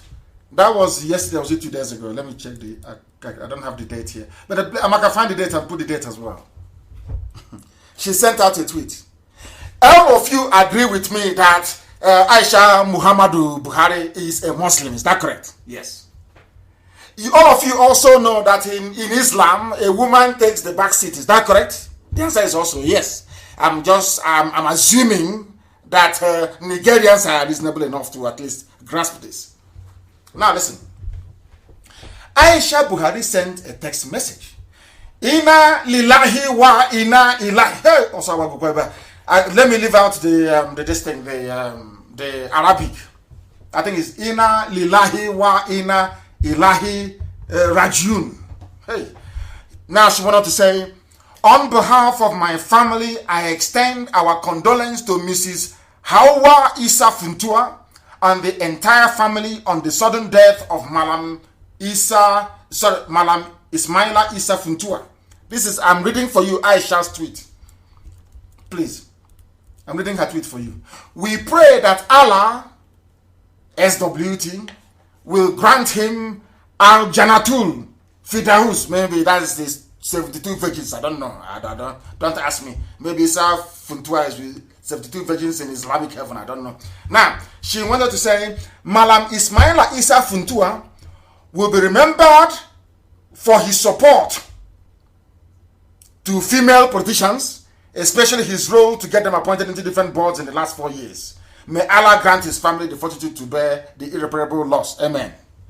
Now, some of you may have forgotten. I will take you back to the beginning. Here he said, on behalf of my family, inna lillahi wa inna ilahi rajiun, on behalf of my family, Aisha Buhari wrote, on behalf of my family. How can she be issuing a condolence message? Not in her capacity as the first lady, but as the head of the family. She said it here now. On behalf of my family, it is here. Not in my capacity as the first lady, she said, on behalf of my family. Which means there is no husband, no equal on them, anymore, boyfriend and lover. Do you not understand how foolish these people are? They will read this thing, they cannot dig deeper into it. Never. Now you understand how foolish Nigerians are. Your first lady is writing to you, saying, on behalf, which means me, Aisha, I am writing on behalf of the entire Buhari family. And I'm asking you, if Buhari is alive, will she be saying that? On behalf of the family? Huh? Do you see it now? On behalf of my family. Where is your husband? We'll get to his own later on. Then you will understand how foolish a Nigerian is. You will understand how daft. These people are so useless. They are so useless, it's untrue. I'm telling you. On behalf of my family. People, because we borrowed English language, we don't know the meaning of it. When somebody says on behalf, is I am speaking for my family. Then where is the man? The head of the house. You know, we have to be on a kneeling in Saudi Arabia. He's in a shallow grave in Saudi Arabia. Another proof that the dictator is long dead. I'm writing to Mr. President. Mr. President, you know, it's now shame for the zoo animals to admit that IPOB Nnamdi Kanu was right all along. When you see some of them grumbling and complaining, not that they are complaining to do anything, just grumbling away. Buhari is there. If Buhari is there, why is the wife saying on behalf of the whole family? People who didn't go to school. You see why I hate zoo education. You people are behaving the way because you went to school in a zoo. In a zoo. In the deepest part of a zoo. You cannot reason very well. I don't expect you to understand the very simple nuance, very simple English language. On behalf of my family. What does that mean? On behalf, I am speaking for the whole family. And I'm saying for an Islamic woman, Buhari, when he was an Islamic man, how come? If Buhari is alive, you are speaking on behalf of the whole family. Ndara, mad people everywhere. These are the idiots that want to debate with us. These are the fools that want to come and showcase their ignorance. And I keep begging them to come. I'm live on Friday. I'll be live on Friday. Come, let me educate you. And pour out your shame that the world may know. Go. This goes to show that it's nothing like a living Buhari or president in the zoo. If they are aware of what need would there be for this manner of a press statement. As I read, somebody said, one young man, Valentine Wabweze, he wrote, and I quote, he said he believes in respecting other people's freedom, including freedom of ignorance. I think that's my attitude with zoo people. I respect your freedom, and I also respect your freedom to be ignorant, if that is what you want to be. And now, and as you know, they know, as this whole thing is raging, did anybody say anything to them? No, we didn't say anything. But they have come out with a statement. Buhari fully in charge of his government. Who said it? Presidency. Oh, I forgot. I just want to prove to the world, because people are listening from all over the world. I want to prove to the world how foolish an average Nigerian is. I want to let you know that people graduate from universities in Nigeria and their brains are empty. Now, they want to prove that Buhari is alive. And Buhari did not come out to make a statement. Instead, something called the presidency. He did. Did I do any program about Buhari in the last few days? No. But out of guilty conscience and what we are doing on the ground, it is touching them. They are now saying Buhari is fully in charge of his government. Oh. Who said it? Oh, not Buhari. No, not him. By the presidency. It's a headline in Janjaweed newspaper, Premium Times. Do you see how foolish Nigerians are? Nigger people. Nigger people, they can't listen very well. That is what drives me insane. That's what drives me insane about these people. Buhari is in charge of his government according to presidency. Not Buhari saying anything. The presidency has released a statement below saying President Muhammadu Buhari was in charge of his government. Listen to it. That's the report. He said, Amaka, please cut out this piece and post it. So, because if it's in an article, they will not read it. You know, people don't read it. In MI, when this COG black people, we don't read any lengthy article. No, we don't. Please cut out. We are Premium Times, a Fulani paper reported it. Let me read what the paper said. Just like Aisha above, saying on behalf of my family, which means the man is no longer there. Let me read for you, please, what Fulani newspaper wrote about Buhari. He said, the presidency, listen, I'm quoting them verbatim. The presidency has released the statement below saying President Muhammadu Buhari was in charge of his government, contrary to reports. It's here now. Look at it. I'm looking at it here. Please, I'm going to cut out this bit and post it for them to see, for the world to see, for the zoo people. Let them have a look at it. Was past is called past tense. If some of you know, is present tense. Was, let's just go to elementary English now. Since people in the zoo are so foolish, they can't understand simple English language. Was means is in the past. Had they said is, that means he's in charge of his government now. But they released a statement from Asorok saying that Muhammadu Buhari was in charge of his government before. No, not now anymore. Somebody saying that I speak Arabic very well on my Facebook page at Mazi Nnamdi Kanu. Why won't I? Oh dear me. Oh dear me, Zoo. He was in charge in the past. Please post it so they can see. Zoo animals, they cannot listen very well. That is why I can't stand them. Any animal from the zoo, I cannot stand. Now listen very carefully. That's another one from the same Premium Times. I use them because they are the mouthpiece of the Fulani Janjaweed, the Caliphate. This is the newspaper. Buhari, Atiku, Saraki orders Mon Issa Funtua.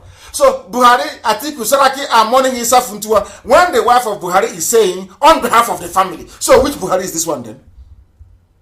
Which Buhari is this one? Which Buhari is this? When Aisha had already sent her condolence message on behalf of the Buhari family, which other Buhari is now mourning Issa Funtua? Do you see the joke that is the zoo? Do you now understand how foolish the zoo is? That tells you all you need to know. And that is why they're afraid of us. That is why they're afraid. Thankfully, you know my happiness is that we are winning souls every day. Every blessed day we are winning souls. And there is this soul here that we have won over. I don't know his name, but I'll try and play what he's been saying. That goes to show that what we are saying is working. Listen. Listen. Forget the fellow citizen Aso Rock. If we had a president will issue directive. If we had a president, look, these people won't be doing this. You can't do this under Obasanjo. Even under President Jonathan that people thought was weak, you can't do this because you know there's somebody there. But in this case, the president Aso Rock appears unaware, appears aloof, appears incompetent, appears uninterested in what is going on. He has no knowledge. He doesn't know how to go about the whole thing. Yes. That is why ministers can disagree amongst themselves. There's no coordination. And that's why government can have policy somersault because there's no agency cooperation. Can I digress just a bit? The journalist wants to digress. So the man is telling him there is nobody there. You cannot have a president and all this nonsense will be happening. It is impossible. Even Jonathan, that was a very weak president. A weak president he was. This couldn't have happened under his watch. The man is saying, we have at least one convert. We have looked at everything. There is no way you can have a president and all this nonsense will be happening. And Uma said, let's digress a little bit. Let me play it again, please. Listen. As we speak, there's no president and commander-in-chief in this country. Forget the fellow citizen. As we speak, let me play it again. He's a Nigerian, no? He's an ardent intellectual. He's an elite Nigerian. He's here telling you that there is nobody in Aso Rock. Nobody there. You can fool yourselves all you like. Issue 1 million press statements. Bribe Facebook to do your dirty work for you. Give all the money to Zuckerberg. We are not perturbed. We are marching on, full steam ahead, to collapse the zoo. Because something will happen and the world will say, we want to see you, tell us what's happening. And then they will come and they will see the rubber mask will fall off. And they say, hey, is this what you've been doing? We know. If I tell you to follow us, I know what I'm saying, I know what I'm doing. You will see it. And some of you will say, I said so. Let me start from the beginning. To tell you how foolish Nigerians are, that Nigerians they are born hopeless. At least this one is a convert. His senses are beginning to, it's about putting 1 and 1 together to get 2. You say you have a president, but all these things are happening. Has it happened in the past before? The answer is no. Now, why is it happening? Because there's nobody there. Let us hear him once again, please. As we speak, there's no president and commander-in-chief in this country. Forget the fellows. He's saying it on national television. As we speak, there is no president or commander-in-chief. Not Nnamdi Kanu. But somebody, please post that very clip that they may see it. That the world may see it. You can't listen to these our lectures and you'll be the same again. This is where we rescue black people from idiocy. Where we rescue black people from stupidity. It's like an orphanage. We are an orphanage where we rescue people abandoned by reason and common sense. People who they have nothing to cling on to in life. They come here and we cleanse them. We wash them and we give them clothing. And you tell who they? We cream them very well and put perfume on them. Not that Fulani perfume. When they go past you, you inhale it and you want to collapse. Proper one. Are you hearing him? There is no president in the zoo. Only an idiot writing. I want to write to Mr. President. Which president is that, Mr.? Is it Aisha you're writing to? Aisha is sending condolence message on behalf of her whole family. Now listen carefully. People think that NDDC, NPPC, or NCP, all these idiotic CCC everywhere, including APC, and every decayed institution in the zoo is the problem. What they fail to understand is that the main corruption happened in Europe before they came to create you as a zoo for the British. Listen, do you know how much the Fulani Janjaweed are spending to keep the zoo as one, to keep IPOB at bay? Do you know how much they're spending? Do you know how much they are spending to try to confuse all of you? You have no idea. Now, let me tell you something. If your uncle, your aunt, your sister is a beneficiary of the corruption in NDDC, won't you support one Nigeria? I'm asking some of you who are Biafrans hardcore. I'm saying if your family is a member of the looters club, that is looting everywhere, won't you support one Nigeria? As a black person that you are, of course you will. These black people, you will. This UG, black. Now listen to this, please. The world knows and understands how stupid black people are. I want to prove it to you tonight. You know, they say, oh, but if your child is listening, go and tell your child that what uncle is saying is correct, so that your child may be able to reason properly. Now listen to me, please. I want to prove to you tonight that the whole world understands how foolish black people are, not just in Africa, but all over the world. Some of you may get upset about this when I say what I'm about to say, but you know in your heart of hearts that I am correct. You know that what I'm saying is correct. You know fully well that what I'm saying is true. Why am I saying what I'm saying? If not for our collective idiocy, why would Bill Gates and his wife have the temerity, the audacity to come out and to say that black people will be used as guinea pigs for their vaccines, their coronavirus vaccine? When we said that this man is evil, people said it's conspiracy theory. Conspiracy theory. I want you to hear what Bill Gates said to understand how evil this man is and his wife. Bill Gates, you are a black, you nigger people, nigger. I call you nigger because you have refused to reason.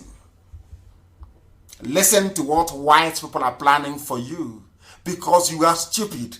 That is why they are planning to experiment with you, and in so doing they are going to sterilize you. Our mothers can no longer be pregnant anymore. They want to control the population of black people. That has been the long life dream of the Gates family. That is, they are called eugenics. They want only white people to inhabit the world. When I say it now, tomorrow BBC will write rubbish. I want to prove it to BBC. This is the video clip of Bill Gates and his wife talking about COVID-19. This is Bill Gates and the wife, and Melinda, saying what they will do to you niggers. Because why? You have refused to reason. This is the consequences. Being a nigger has a price. And I want you to hear from Bill Gates how useless and worthless you are, and why only Biafra can save all of you. Listen very carefully, please. Listen. They deserve to get this vaccine first. And from there, you want to do tiering in various countries to make sure your most vulnerable populations get it. In our country, that would be blacks and Native Americans, people with undeserved conditions, and the elderly. And so we need to look at as a globe, and we're involved with European leaders, blacks, African leaders, and Southeast Asia to make sure there's a purchasing fund that can pull that vaccine through when it's available and get it out in wide-scale distribution. You know, in fact, the testing could have been ramped up very quickly in a few countries that have almost avoided the epidemic entirely, like Taiwan, New Zealand, Australia. You know, they took their experience and actually prepared, and so they moved a lot faster. So we, we'll have to prepare for the next one. That, I'd say is will get attention this time. Are you people listening? Bill Gates said, since you people are laughing at me with COVID-19, the new one is coming. That one will come and then you will know I am serious. But meanwhile, Melinda, my wife, and me, we have vaccines. Some governments have purchased the vaccines, and those governments have agreed to test it on their black population. Oh dear, hi. You know, sometimes I sit down and because I'm always a very troubled man anyway. I think a lot. I think too much. As Nnamdi Kanu said, my namesake, I am a thinker, and the night time is my friend, which means insomnia, because sometimes I hardly sleep. Sometimes I go for 3 days without sleeping, just thinking as to where the stupidity of a black man is leading us to. Do you know what Bill Gates and the wife said? That they have vaccines and the governments have agreed they will start testing it on black people. This is the cost of idiocy. You see, you black people, when you're going about backstabbing each other, fooling yourselves, saying you're a Nigerian, you want one nigger area and all the rest of it, this is the consequence. The world knows you're daft. The world knows that only an animal can answer a name that is given. Just like Bendel, Midwest Delta, Niger Delta, all the rest, South, all that rubbish. Any name they give you, you answer.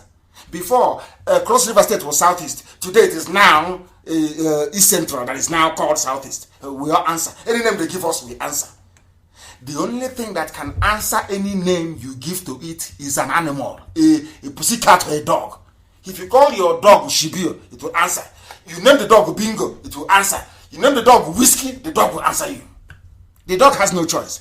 That was what black people did in Africa. A white man will come. Oh, your name is now Nigeria. Your name is Niger. The other one. Oh, your name is Cameroon. Your name is Gold Coast. Your name is Upper Volta. Thankfully, those ones, they woke up in the morning and said enough of this rubbish. They changed their names to Ghana and to what is Upper Volta again? What's it called? To oh my goodness. I remember it. It's escaped me.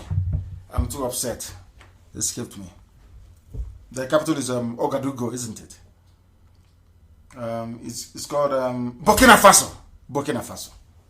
They changed their name.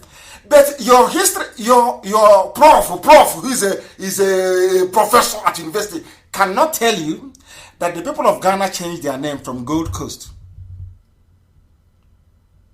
to Ghana. They won't tell you that Upper Volta changed their name from Upper Volta to Burkina Faso. They won't tell you that, will they? The same way you are a zoo animal in Nigeria. I'm a proud Nigerian. I'm proud nigger. This is Bill Gates and the wife. A white man came into Africa and turned your brains upside down. Made it impossible for you to reason. That is why they're afraid of IPOB. They made it impossible for you to reason. As a nigger. You are answering Nigeria. A name that is abhorrent. If you call somebody the full name Nigerian abroad, you will go to jail.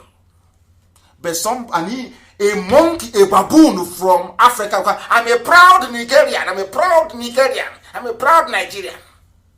And I look at them, I fall, and I'm just looking at them because they're ignorant. They're ignorant. Let's continue.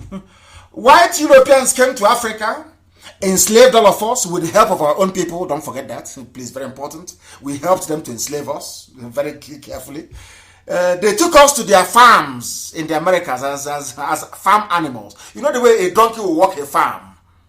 Some movies you see a donkey, or in India you see a cow driving a plow through the field. That was what they used us for. In other words, a black man left the shores of the coast of Africa and went to America and became an animal. They used us in the farm. And most times in these farms, you have a family of one white man, the wife, and 4 kids, controlling nearly 200 black people. Oh dear me. Oh dear me. Oh dear. Controlling nearly 200 black people. And we won't do anything to them. We leave them and ask them massa, and miss. We take care of their children. their children, and if they die, they pass us on as a property to their children. We will be named in the will as property of the inheriting son or daughter, as the case may be. Black people.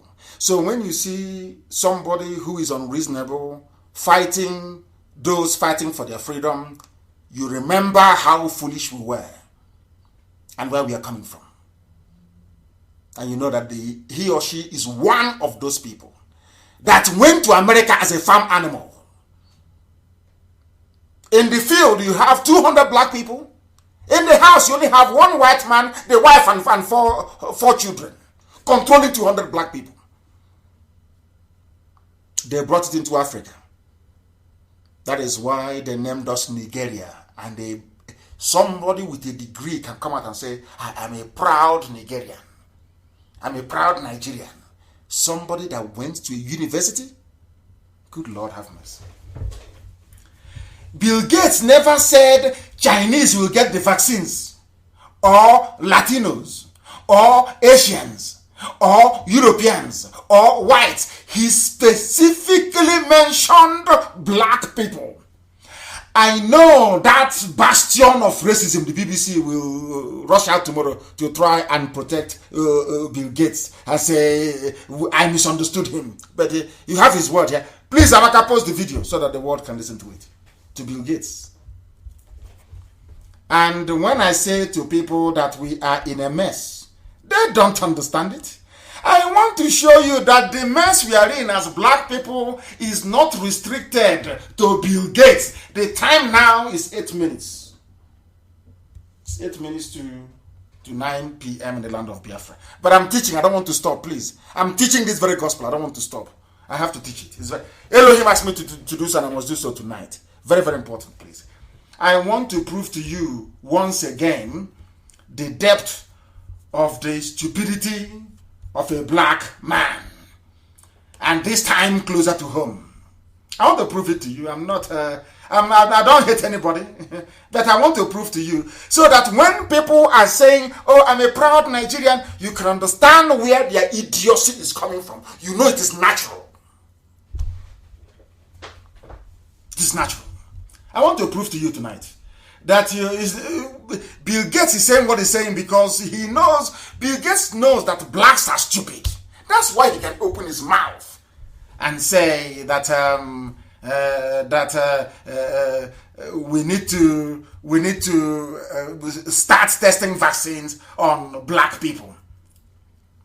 Do you know what I want you to understand this very day? I don't know why this very news won't open. I don't know what is wrong with it. I'm going to open it. I'll read it for you.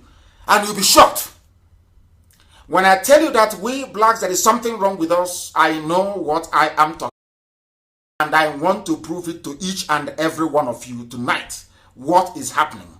What they have done and what they are going to continue doing to us as a people. Because we have failed to reason. We have failed to reason. We have failed to reason. Where is it? Let me see if I can find it. Maybe they have taken the news down. Oh no, it's here. Sarumi Aliyu, Oyo State indigents in Lebanon used as slaves to be brought back home soon. I'm going to read the news for you. This is the type of news. But before they were taken as slaves, I'm sure they were saying they are proud one Nigerians. We are one Nigerians. We are one Nigerians. They went to Lebanon and they are slaves in Lebanon. In this day and age, 21st century, black people are still, this time around, voluntary slaves in Lebanon. There is something wrong with us, isn't it? Something is wrong with our brain. The senior special assistant to Oyo State Governor on Diaspora Affairs, Mrs. Bolanle Sarumi Aliyu, has declared the government's readiness to evacuate 40 women of Oyo State origin from Lebanon.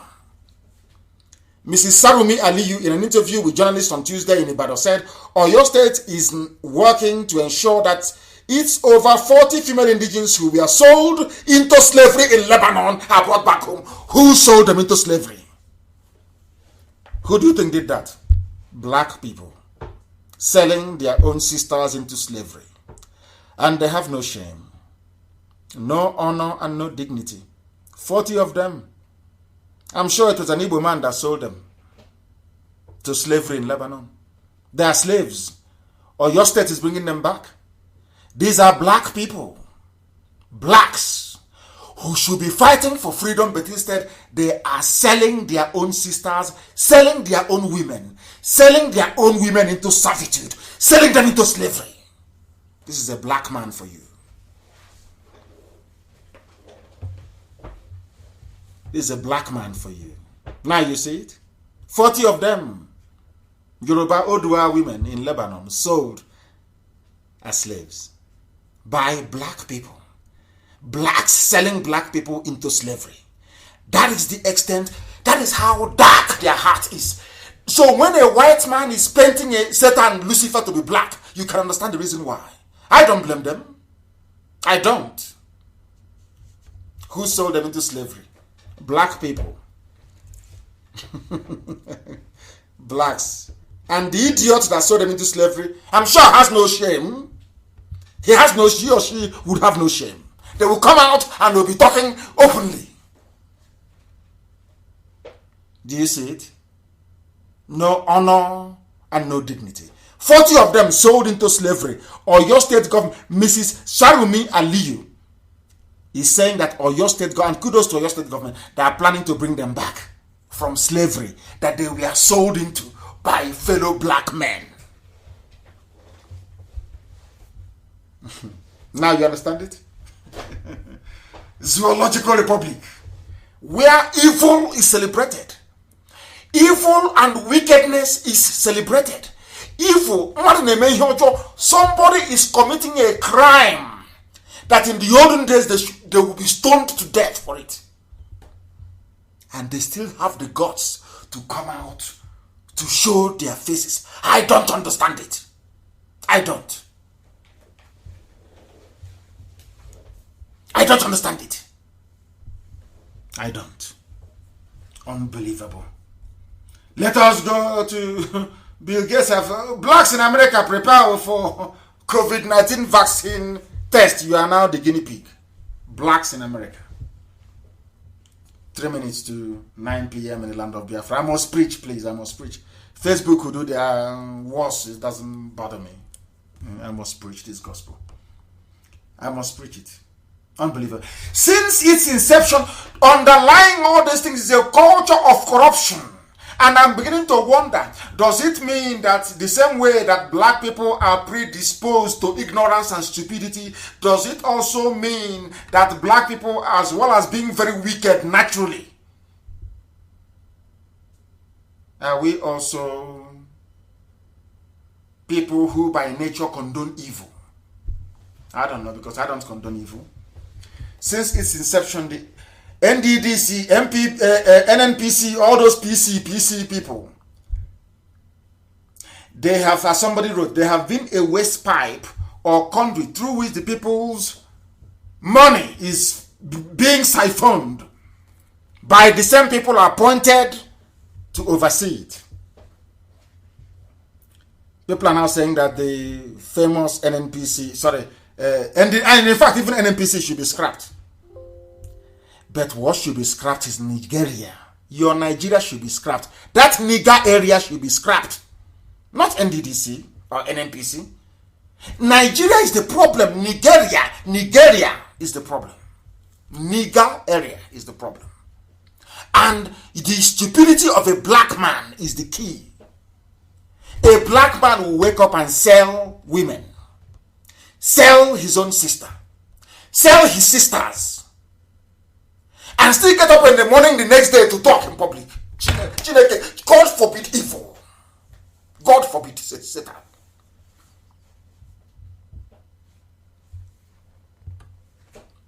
People who should be stoned in the market square. Abomination. 40 of them are in Lebanon. 40 women are in Lebanon. Sold into slavery by black people, black men.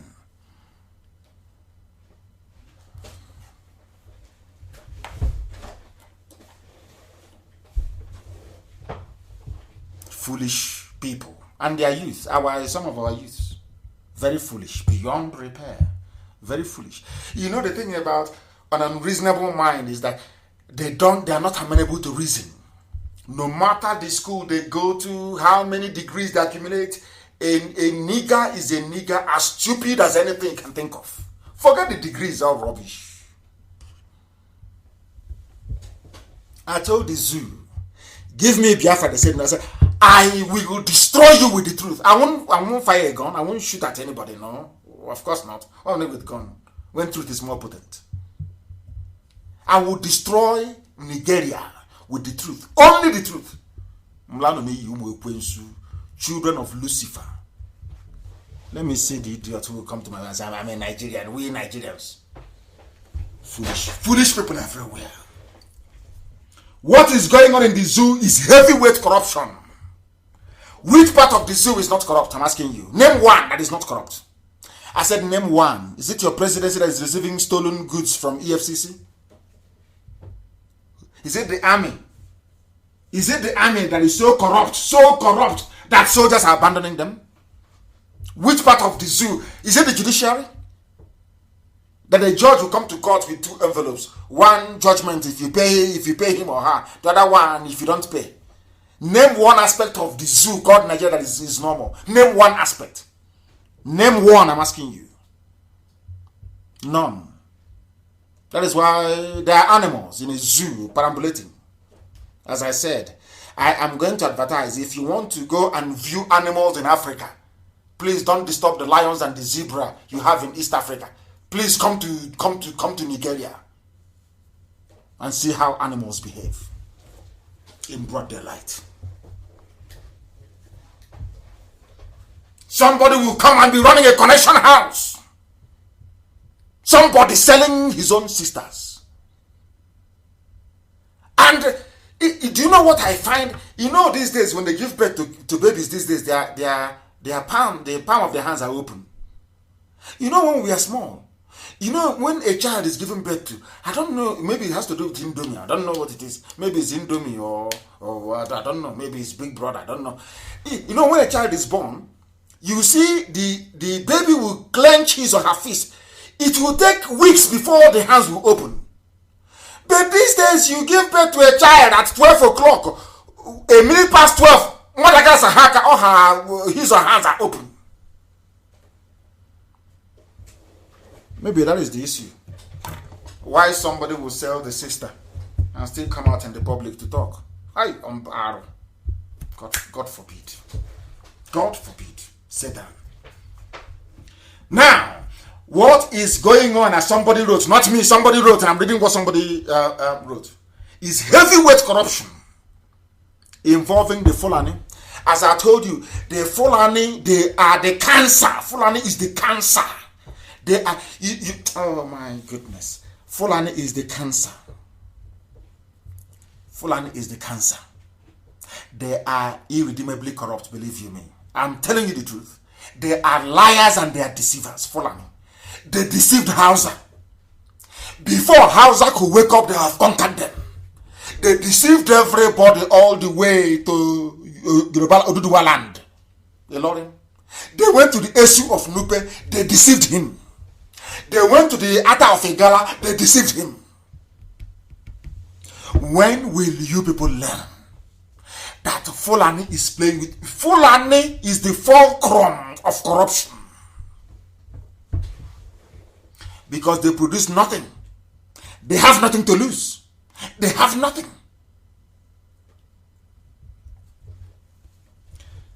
There is a woman called Sadiya Umar Farouk. I know her as the girlfriend of Abakiyari. I know that very. I don't want to go into that side. It's a private matter. They can do whatever they like. That's their business. Mrs. Sadiya Umar Farouk is a Fulani woman and one of the most corrupt human beings on this earth. She is the Minister for Humanitarian Affairs and Social Welfare. She told her fellow animals in the zoo, Nigerians, that she spent 600 billion naira feeding school kids during the lockdown. But nobody called her for House of Reps questioning that is happening in NDDC. Look at how much she spent. Look at how much NDDC spent 81 billion. But they gave one Fulani woman, only one woman, 600 billion. Tell me why she will not support one Nigeria. Tell me why her family should not be against IPOB. Tell me why those they recruit, those hungry umokoko, you know, like if you want to feed pigeon. But like in those days, you be giving the pigeon joro, pigeon will be coming until you trap it. That's how they are giving to umokoko, baby sab, all these idiots, without any means of livelihood.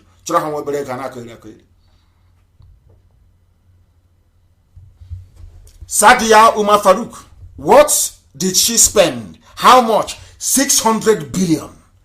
Has she been probed? No. Do you know why? Because the Fulani controls the legislature. They control the judiciary. They control the executive. They try you when they say your time is up. What is happening now is that cabal changed hands. So another group is now in charge and now probing another group. That's all. Just tit for that. They didn't share the money very well. They did not give Malami his own share. That's why he's upset with Magu. Look at this woman here, the most corrupt of them. 600 billion she spent feeding school kids that nobody can see. Fulani. And a fool will come tomorrow and tell me about one Nigeria. Let's make Nigeria great. Let's make Nigeria one. Some idiots will say they want Igbo presidency 2023. 2023 presidency. Oh my goodness. The same woman said, on top of the 600 billion, I want you to follow this very carefully. 1 year, this woman has spent over 2 trillion naira, trillion in her budget. No questioning. Nobody knows where the money went. Fulani, one Nigeria, one Nigeria. Hey, 850 billion unaccounted for. Yet the whole Nigeria is shaking. Only NDDC 86 billion. Everybody is dancing. Hey, NDDC, Nigeria data is corrupt. It's only it. But one Fulani woman have spent 850 billion, 600 billion for school feeding. Are you following me? 250 billion again for palliatives to geopolitical zones in the north. And you're busy writing, I'm a Nigerian. Let's move Nigeria forward. These are the people you're moving forward. Are these the people you're moving forward? Fulani and her allies have decided to scrap the NDDC and the Niger Delta Ministry. But they are busy fattening themselves. By the time this regime is done with you zoo animals, anyway, of course, you are niggers. What do you know? You went to America, you worked for 260 years without pay. You know, people don't know the meaning of slavery in America. Blacks in America, they will give birth to their children. Their children is the property of the man, of their own owner as well. So one day they can decide to sell your child to the nearest person, and people were repulsed by it. But today, after so many years, today, 21st century, there are black men, Igbo men, selling women into slavery. And we are clapping for them. Niseji, black people. You are clapping for somebody who sells a slave dealer. You are clapping for them. Do you see why I hate the way you people reason, black people? You have no conscience, you have no empathy, you have no soul. That is why they paint you black. That is why Lucifer is a black man, because of the way you behave, black people. Somebody is a slave dealer, selling your sisters, and you're clapping. Yeah? Hey, ride on, my brother, ride on. Good sale. How much sales did you make last week? Well done, ride on. Oh, dear me. Black people. I sold the covered vehicles to Asorok. Magu, these are people claiming they are fighting corruption. They are selling cars to the presidency. Now they are car dealers. The same way some Igbo boys are slave dealers of their own sisters. Now you understand it? Your zoo. Magu is now an auto dealer selling cars to Asorok, and they're buying at knockdown price, and you don't have to pay. You come and carry it, and from the budget, the money will come out. From your ministry budget, the money will come out. This is why I hate the zoo Nigeria with a passion. This is why I despise Nigeria. This is why I hate Nigeria with every sinew in my body. That is why any idiot telling me about one Nigeria, I hate you even more, because you're a fool. You cannot reason very well.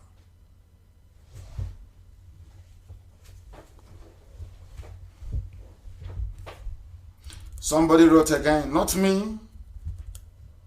Until people begin to demand for accountability from their leaders and hold them responsible, the wolves in political cassocks will continue to blossom.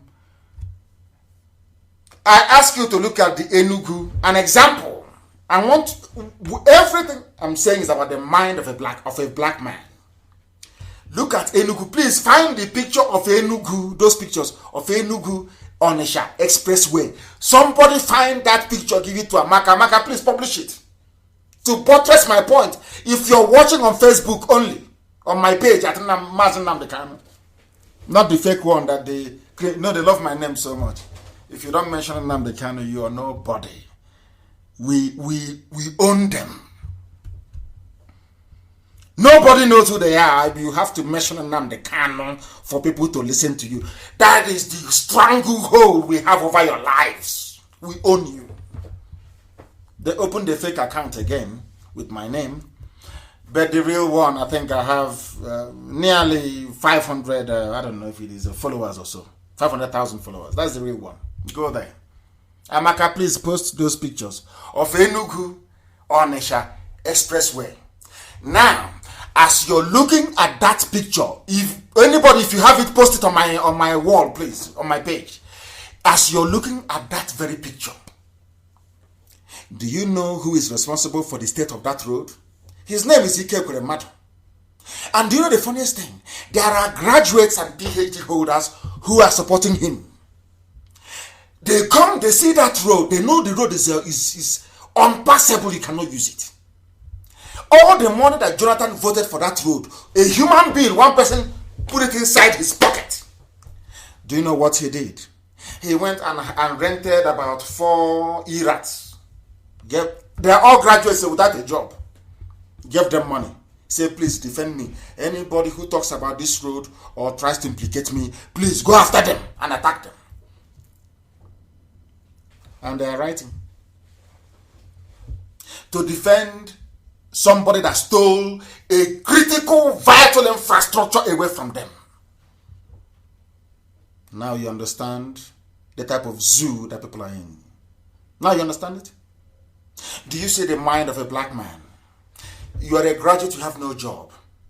The person who is making your life a misery now contracted you and is giving you 2,000 naira every week to defend him, and you accepted. Now tell me why I should have regard for the school, your alma mater, the school that you went through. Tell me why I should respect you. Others say that they are PhD holders. You have PhD. Is it PhD in ignorance or PhD in idiocy? And somebody who pocketed the money meant for Enugu Onitsha Express, you put it in his pocket, and then hired you to attack those exposing him. Because you're a black man. You are black. Now, when you start complaining about the Europeans painting Lucifer black or the devil black, you look at yourself first and see what you have done.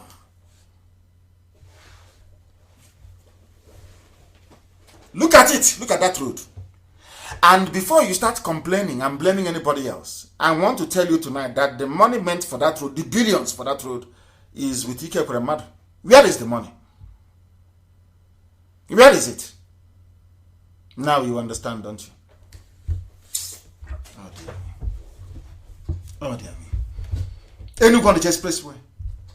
And they want us to regard them as intellectuals, as leaders, as pillars of society, as the elite. You are making our life a misery. We cannot travel from Onitsha to Enugu. The money meant for the road, you stole the money, you ate all, I'm going to say it, you bought your houses in Dubai. And you still come out and tell me that things will be better. We should vote for you, things will be better tomorrow. Do you see how our people behave? Oh dear me. Or is it Ebonyi State? Ebonyi, is it Ebonyi? As we are campaigning all over the world that we are in very serious trouble, our dear Governor Dave Umahi in Ebonyi State is conducting what he called Interfaith Dialogue Forum for Peace. This is Ebonyi State that without IPP by now they would have been gone. We are fighting in Ebonyi and losing men every blessed day. I don't want to tell. If I release the picture now, they will say, oh, Nnamdi Kanu is a terrorist. He's fighting Fulani in Ebonyi. I have all the pictures and the videos. I have them. In Ebonyi State, where they are killing us and taking over our land. In Ebonyi State that has the finest, should I say, Islamic secondary school in the whole of West Africa. They want to take our land over by force. It's where they're having interfaith dialogue. Do you know why they're doing it? So that Nigeria will now tell their consultants in America to write to Pompeo, telling Pompeo that Ebonyi State, that Nnamdi Kanu claims Ebonyi State is part of Biafra, and that Fulani terrorists are killing Christians. Can't you see in his so-called Biafra, they are holding interfaith dialogue? Do you see what our people are doing? Trying to undermine us and the work we are doing. Can you see it? Can you see it? I ask. Governor Dave Umahi came up with this very trick in Ebonyi State, which is a complete deceit in all aspects. They are trying to cover the Islamization because Dave Umahi wants to be the president.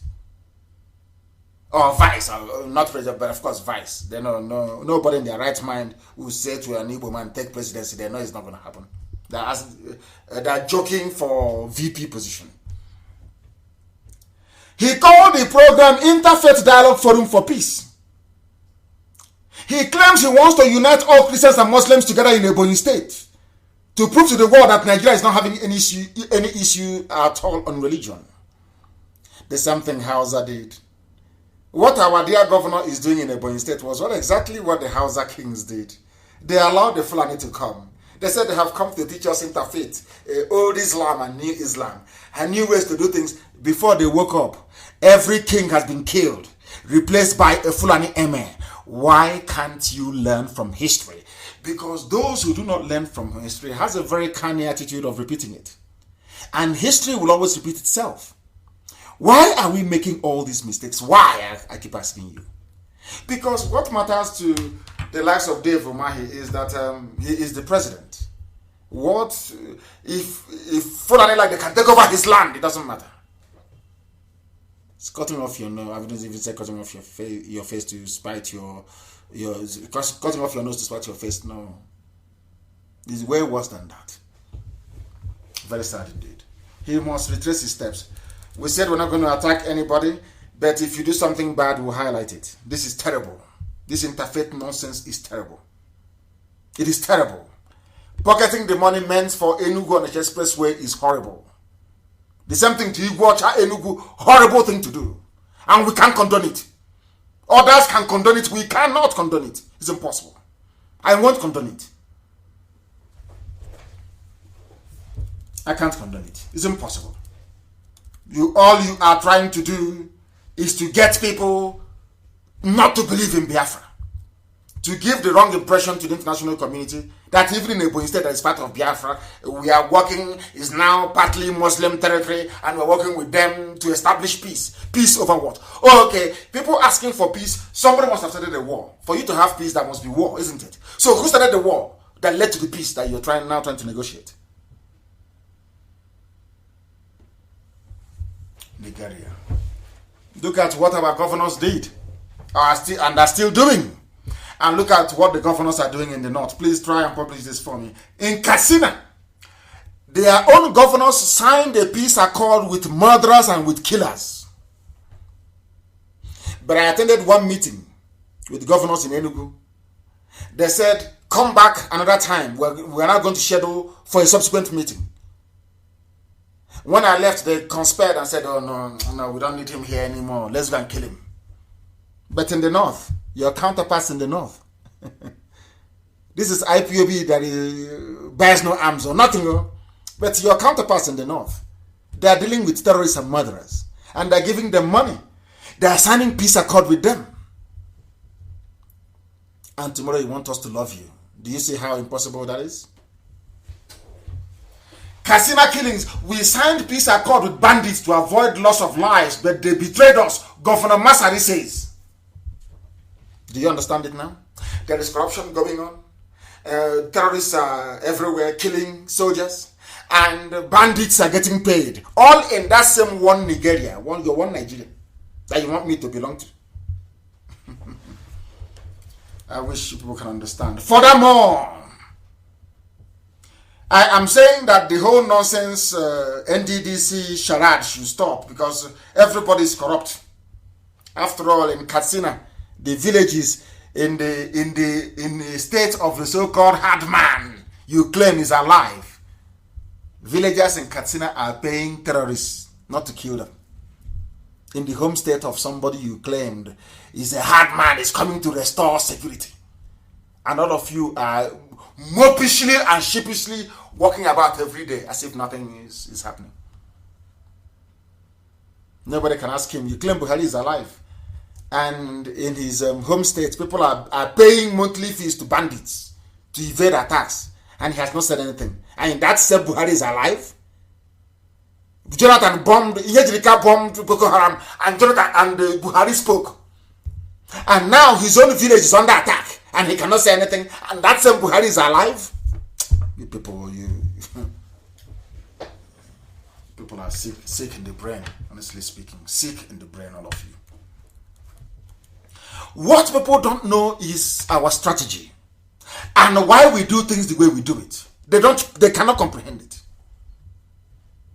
When I told you that Buhari was, why every time is this, Buhari is not, Asorok is empty. But do you know that the infighting you're seeing now, all these one set of cabal probing another set and vice versa, is because there is nobody there? In Asorok? When was the last time you saw Sibajo? Nobody can tell me. I mean live on television talking. Nobody can tell me. When was the last time you saw Buratai? Nobody can tell me. Brother, his own case is Operation Python Dance. Of course, he's gone. Forget all the nonsense they're telling you. People who do not understand our strategy question our motive and question our modus operandi, the way we operate. They don't understand it. Somebody, I wouldn't have talked about it, but somebody inboxed me sent me a WhatsApp message and said, what is this thing? He said to me, but what is your structure? I said, but who asked you to inquire about IPOB structure? He said, nobody. Just tell me, I want to understand. I'm at a loss. And do you know what I said to him? I said to him that IPOB structure is designed to withstand any shock wave from any quarter. That was why even after my incarceration, the various attempts to kill me, my days of recuperating from injuries, my trip to Israel and subsequent public appearance, IPOB remained intact. Despite every attempt to break it, it didn't break.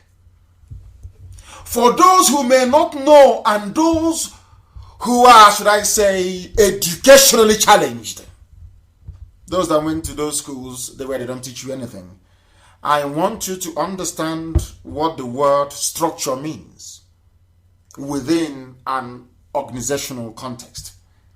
I would like you to simply Google the word, or should I say a set of words. Ask Google now. Google, please, what is an organizational structure? Because I said to the man, he's an elderly man. I said to him, I said to him, do you know that IPOB is an organization? He said yes. I said, okay. Can you please go and Google what is an organizational structure? And this is the answer you're going to find. An organizational structure defines how activities such as who does what, task allocation, coordination, and supervision are directed towards the achievement of the organizational aims. Now, very simply, it means how the leadership or the hierarchical structure of IPOB is. That is the meaning of structure. What are we looking for? Biafra. How this structure can deliver Biafra. Now, it went on to say that organizational structure affects organizational action and provides the foundation on which standard operating procedures and routines rest. Go and Google it. Now listen to this. And I said to the man, I engaged him for a while. I said to him, have you seen what Google said about being organizational? He said yes. I said, okay, now listen to me. I asked him, who is the leader of IPOB? He said, me, Mazi Nnamdi Kanu. It's you. I said, okay. I said, and who is my deputy? He said, oh, is Uchemefo. I said, okay. I said, do you know about DOS? He said, yes. I said, who leads DOS? He said, oh, I don't know. I said, I'll tell you. DOS is headed by Mazi Chika Edoziem. And under Mazi Chika Edoziem, we have the continental reps. And under the, please, some of you are very creative, you're very intelligent. I want somebody, before I finish this program tonight, to draw an organizational chart, the structure of IPOB, so that the idiots that claim they don't know, they will know. Because they didn't go to school. They don't know the meaning of the word structure. You know, if you hear a word on our talk sugar, you'll be using a structure. They don't even know the meaning of it. So are you trying to say that IPOB has no leader? No deputy leader? No DOS? No continental reps? No national coordinators? No regional coordinators? Or state coordinators, as the case may be in the zoo and in the USA? Don't we no longer have local government coordinators? Don't we have zonal coordinators? Don't we have unit coordinators? In other words, IPOB, structurally speaking, is the most sound organization in the world, and I will tell you why. You have the apex leadership. You have the leader, and under the office of the leader, as you can see IPOB today, our structure was set up to deal with internal sabotage. That is why no human being, I'm telling you the truth, no matter who you are, no human being can collapse IPOB. It is impossible. And you cannot divide it either. You can't. If you mess up, you'll be kicked out. You can never divide it. Never is impossible. Do you know why? Because of our structure. We run a command and control structure. Because IPOB is a movement, it's not a political party yet. It may become one in the future, but not yet. At the apex, you have the leader, myself. And under my office, you have the deputy. And after that, coming down, you have the DOS, headed by Chike Doziem and Mazi Nzurumike, deputizing for him. Somebody should be drawing a map, a chart for IPOB to educate the morons and the idiots who don't know anything. And under that, what do you have? Continental reps, who are members of DOS, and some other ESCO members. And under the continental reps, you have, like in Africa, every nation we have presence in Africa now reports to George Onibe as the continental rep for Africa. In other words, Gabon, Togo, everywhere, Ghana, everywhere, they report to him. And inside Ghana, you have regional coordinators. So even an ordinary, I wouldn't say ordinary, even the Ghanaian national coordinator have layers of structure working under him. How can any human being with brain in this world say IPOB has no structure? Do you see why I worry when people are educated in the zoo? Once Biafra is restored, all of you with degrees in the zoo, you will go back to school. Oh? I'm honestly speaking, you go and do a crash course in school. You go and do a crash course. If you don't know what the word structure means, that means you know nothing. Your brains are empty. You know nothing. I believe that is very, very clear now. So that is how we are. So how can, there is no movement on this earth that has presence in over 100 countries and territories around the world. Nobody. And in each place, in anywhere you go to, if you travel now and you enter South Africa, the first person you will see is the IPOB National Coordinator for South Africa. And under him, you have the various states or regions. with their coordinators. And under that same coordinator, you have the zones and the units. Which other organization has that anywhere in the world? If not IPOB. As they used to say in my place, you know, we are so beautiful. IPOB is so beautiful. So when you look around, there is nothing to talk about. You say, oh, structure. Not knowing you are making a fool of yourself, all of you. In Biafra land, as you are screening those for DNA, for offsprings of Janjaweed, we are screening your certificate. Once you are from the zoo from 1984 up to now, you go back to whatever you may have studied, you go back and do 1 year refresher course. If people who have degrees don't know the meaning of structure, then we are in trouble. We are in very serious trouble, I tell you. Hey. And for those of you who like to be engaged with what we are doing on a daily basis, I am going to reel out a few names for you. These are the people who are broadcasting. If one of them is not on, the other person is on. They are the people that you must go to listen to. Very, very important, please. They are the people you must go to listen to. And I will tell you, Owa Sophia Obaze, Onajita Ego Robot, the Biafra child, Chineke, Onyoma, Prince Darlington, Isoko Biafra is on Facebook doing program. Chimamanda is there doing is Lizzie. Her name Mayegun is there preaching for Dudua. The person that I recommend you must listen to. Mayegun, you must go and listen to him. Very, very important.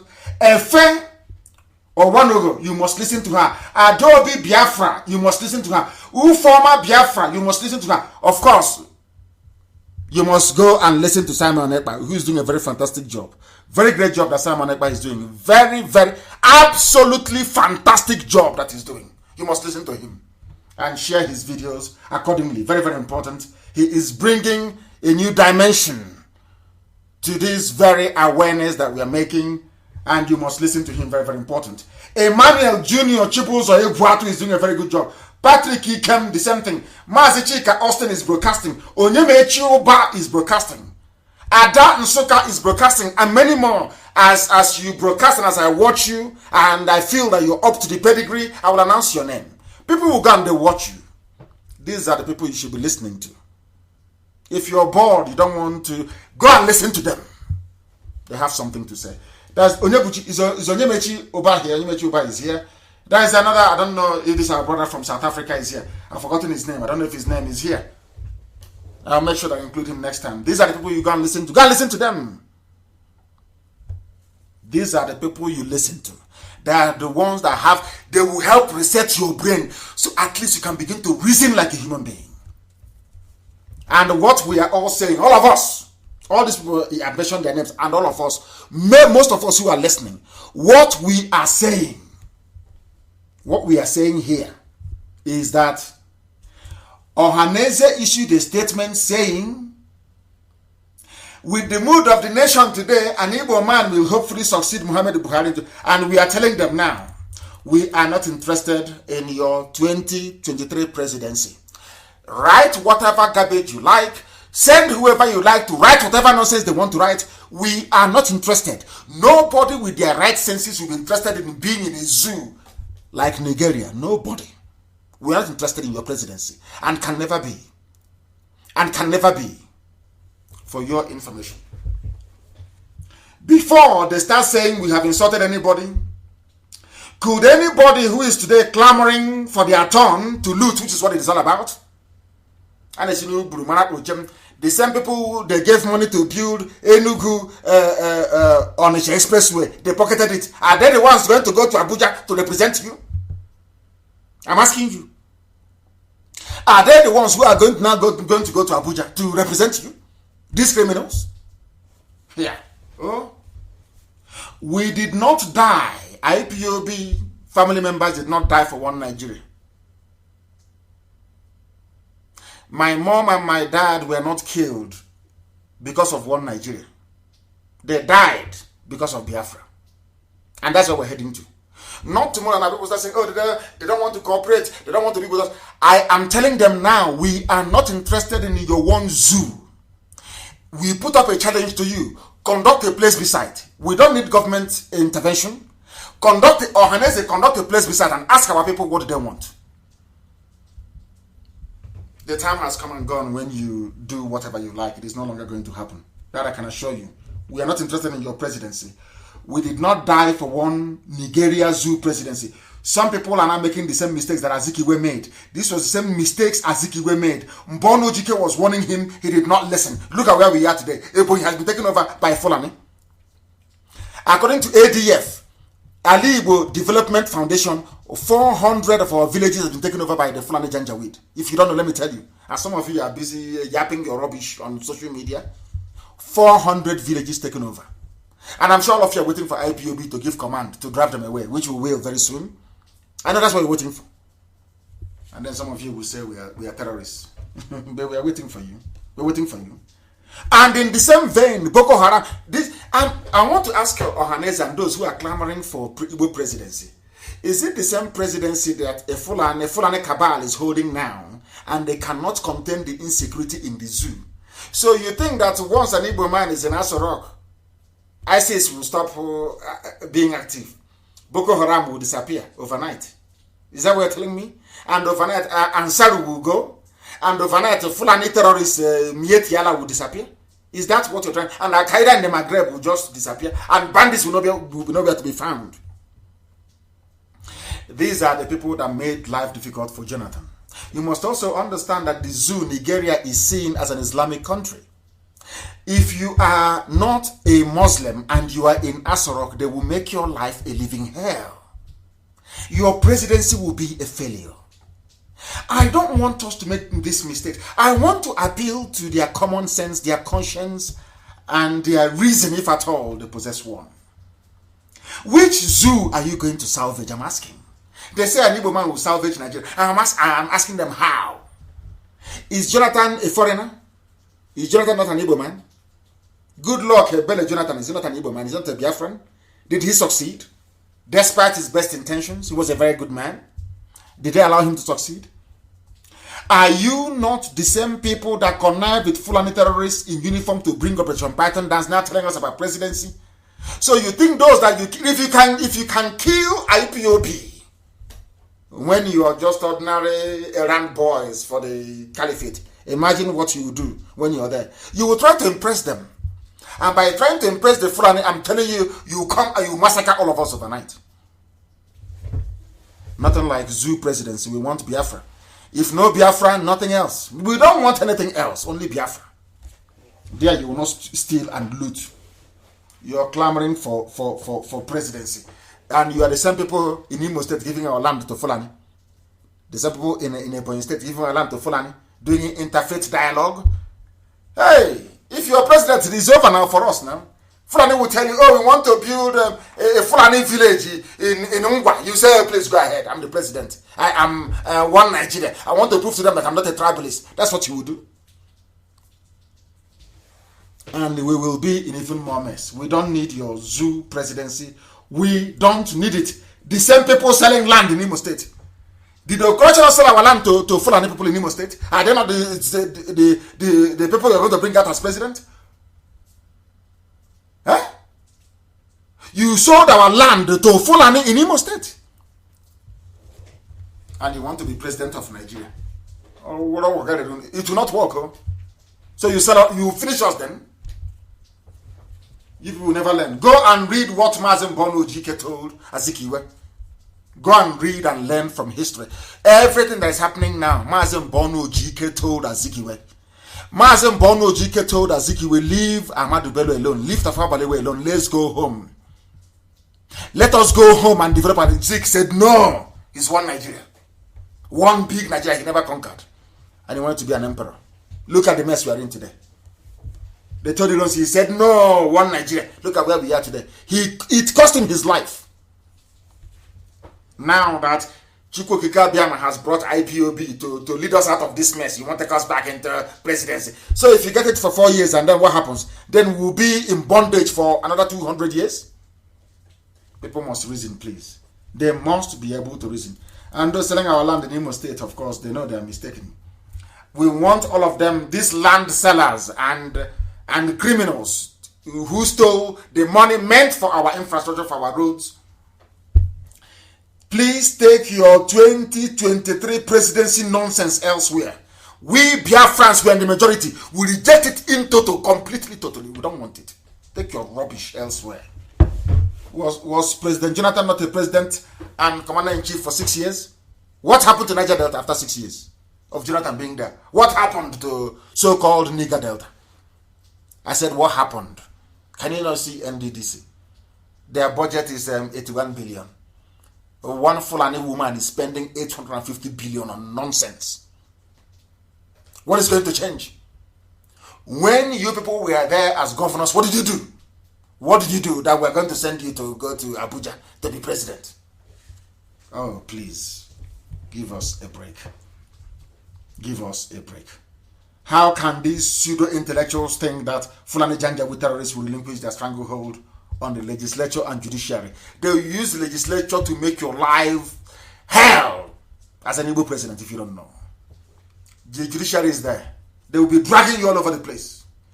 Your so-called useless Igbo presidency will be crippled overnight. Don't you know that? They hate you naturally. They started killing you since 1945, in case you don't have any brain. Since 1945, they started killing you till today. Are they going to stop? Even when Ironsi was there, they were killing you. When Azikiwe was the governor general, they were killing you. Don't you know that? So what is going to change? Nothing, of course, is going to change. If this is your beloved zoo with all this corruption and mayhem and anarchy, a supposedly Fulani oligarchy with their control over everything cannot govern the zoo. How about you? That is Nyamere. What are you going to do there? That they will support you. Some of you never learn. You will never ever learn. Never ever learn. This zoo is in a mess, and we are helping to collapse it because somebody quite rightly pointed out that I'm telling those in Zamfara, Igbo traders in Zamfara. The governor is congratulating you, saying thank you for staying. A governor in the country you claim is your own is congratulating you for staying in a state where they're killing you. Anyway, Nigeria is fast, Nigeria, let me correct me, Niger area is fast becoming a strategic failure and irrelevant to the world. Have you forgotten that very story? It is there. It is there, still there. It was published last year, 24th of August. And when they said, oh no, it's a lie. It can never happen. Is the zoo not a failure today? Is Somalia not better than the zoo today? As I told them, give me Biafra or else Somalia will be better than the zoo, Nigeria. Is Somalia not peaceful, more peaceful today than Nigeria? In Somalia, are they paying bandits so they can sleep at night?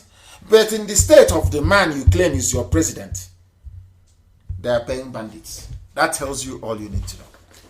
And that brings us very close, ever closer to the end of the program today. But I have a few announcements to make, very, very important, please.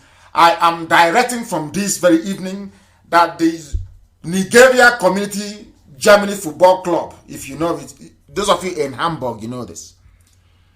We collapsed it. Because nothing like, and I'm also telling my people tonight, I don't want to hear about any Nigeria association anywhere again. I want Biafrans to remove themselves from every Nigeria association anywhere in the world. You are either in IPOB or you are in your local meeting. Be it Bende, be it Arojuku, be it Anang meeting, be it BBO meeting, be it his own meeting, be it Igede meeting. I don't want to hear that any Biafran is attending any useless Nigerian meeting anywhere in the world. We don't want them. Because Nigeria is gone. Niger area is gone. Therefore, I am directing that the previous Nigerian Community Germany Football Club in Hamburg be renamed from tonight IPOB Football Club, IPOB FC in Hamburg. IPOB FC in Hamburg is the new name. No longer Nigerian Community Germany Football Club. Rubbish is gone.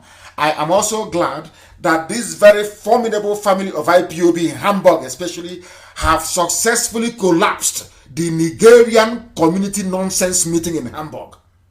I expect the same thing to happen all over the world. What we are going to have is IPOB, Oduduwa people, because of this newfound alliance. You can join Igbo meetings if you like. Efik, Urobo, Igede, Idoma, Egala, Izon, Ibibio, Anang, Efik, Ishekiri, Ekomo, any group at all, but not Nigeria. Anything with the name Nigeria in it, no Biafran should be in it. Because the zoo is gone. It is gone, completely gone. Our move now is to collapse everything to do with the zoo all over the world. Anywhere you see anything to do with Nigeria, Niger area, make sure you undermine it. Don't attend the association meetings, anything to do with Nigeria. Because those at the helm of affairs are only there to basically to help politicians to loot money, to help them to buy houses, and then to await their own turn to go and loot. That's all they're good for. And you see them speaking grammar from morning till night. And that won't even make NEPA to bring the light. Never. You are still in darkness. Still using your I better pass my neighbor tiny generator to making noise all over the place. We are going to collapse everything to do with the zoo. Do not join their association anywhere in the world. We have done so in Hamburg, in Germany. We have collapsed it because we have a structure. In Hamburg, we have a coordinator, Collins, and we have other unit coordinators working under him. That is how formidable we are. Where is this structure? But they don't have a structure. Hey! Dear me. Anywhere you see nigger area group or association in the world, collapse it. If you're a Biafran and you are in any nigger movement anywhere in the world, you are an impediment to our progress. You are an enemy of the people. And you are the child of a slave. And you will die a slave in turn. As simple as that. I have warned repeatedly that coordinators should not have anything to do with the finances. I've said that time and time again. I got some reports from Enugu and I will ask our sister to address it in our subsequent broadcasts. I don't want anybody associated with anything to do with finance. I also got a report from Kanu that somebody wanted to... We found a woman who should be our financial secretary, and the previous one, who is a man, said no. In Kanu, we'll find his name, and he will be expelled from the movement because our orders are being given only once. I give an order only once. If you don't obey it, we will expel you. As we expel you, the highest thing you can do is you can open four fake Facebook accounts and be talking rubbish. After a while, nobody will know who you are. Your name will be forgotten. As simple as that. That's all. You must obey. Any order given is for the benefit of the movement. I said no coordinator should have anything to do with finance. And secondly, I don't want any man being a financial secretary or treasurer. I don't want. It has to be our mothers, our women. As simple as that. As simple as that.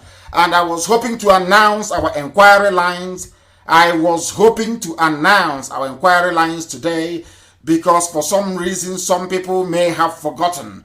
They may have forgotten, but I'm going to announce our inquiry lines again. It's only WhatsApp and only text or calls only, please, not video call. WhatsApp only. Please write the name down, and Amaka, if you may, please try and post our inquiry lines once again. These are the lines for IPOB strategic operations. Through this line, we have recruited a lot of people. Scientists, the very best brains that we have. They have contacted us and they are now doing various work for IPOB all over the world. Therefore, please take down these numbers, please. These are the numbers to call if you have any help to render, if you have any advice to give, if you have any suggestions to make.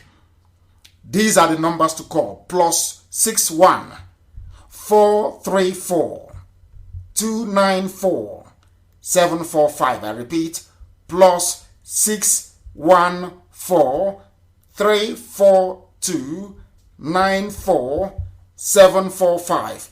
There's another number as well, +614 7848 9664. I repeat, +6 147848 9664. Then there are other 2 numbers as well, please. There are 4 numbers in total. I've given you 2, remaining 2. +44 is a UK line. +44 745913 9001. I repeat, +44 745913 9001. There's another number, the last one but not the least, +44 744 023 8814. I repeat, +44 744 023 8814. And that brings us to the end of the program this very day. I won't take your calls, but on Friday morning, I assure you, I'm not going to have any program. 7 a.m. in the morning will be live on Friday, and then I will be able to take your calls. I thank all of you very much for listening. Everything I say to you is out of love and compassion and not out of hatred, because I want all of you to be free. I want all of us to be free, to lead very decent, honorable, and humble lives, please. Under freedom, be it in Oduduwa, be it in Biafra, be it in Middle Belt, be it even in Hausa land. I just want people to be free, and I want us to be able to reason properly, because if we fail to reason properly, then we are doomed. What we have witnessed for the past 300 years will continue, and we don't want this type of very miserable existence for our children. Even if we hate ourselves, we cannot afford to hate our children. We must build something better for them.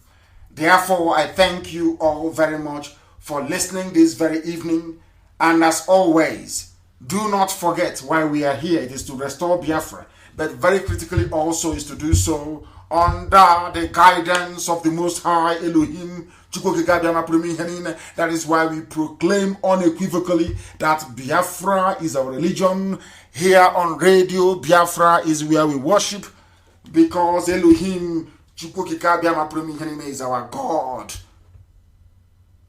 From me, from here, and with every love in my heart, it is good evening.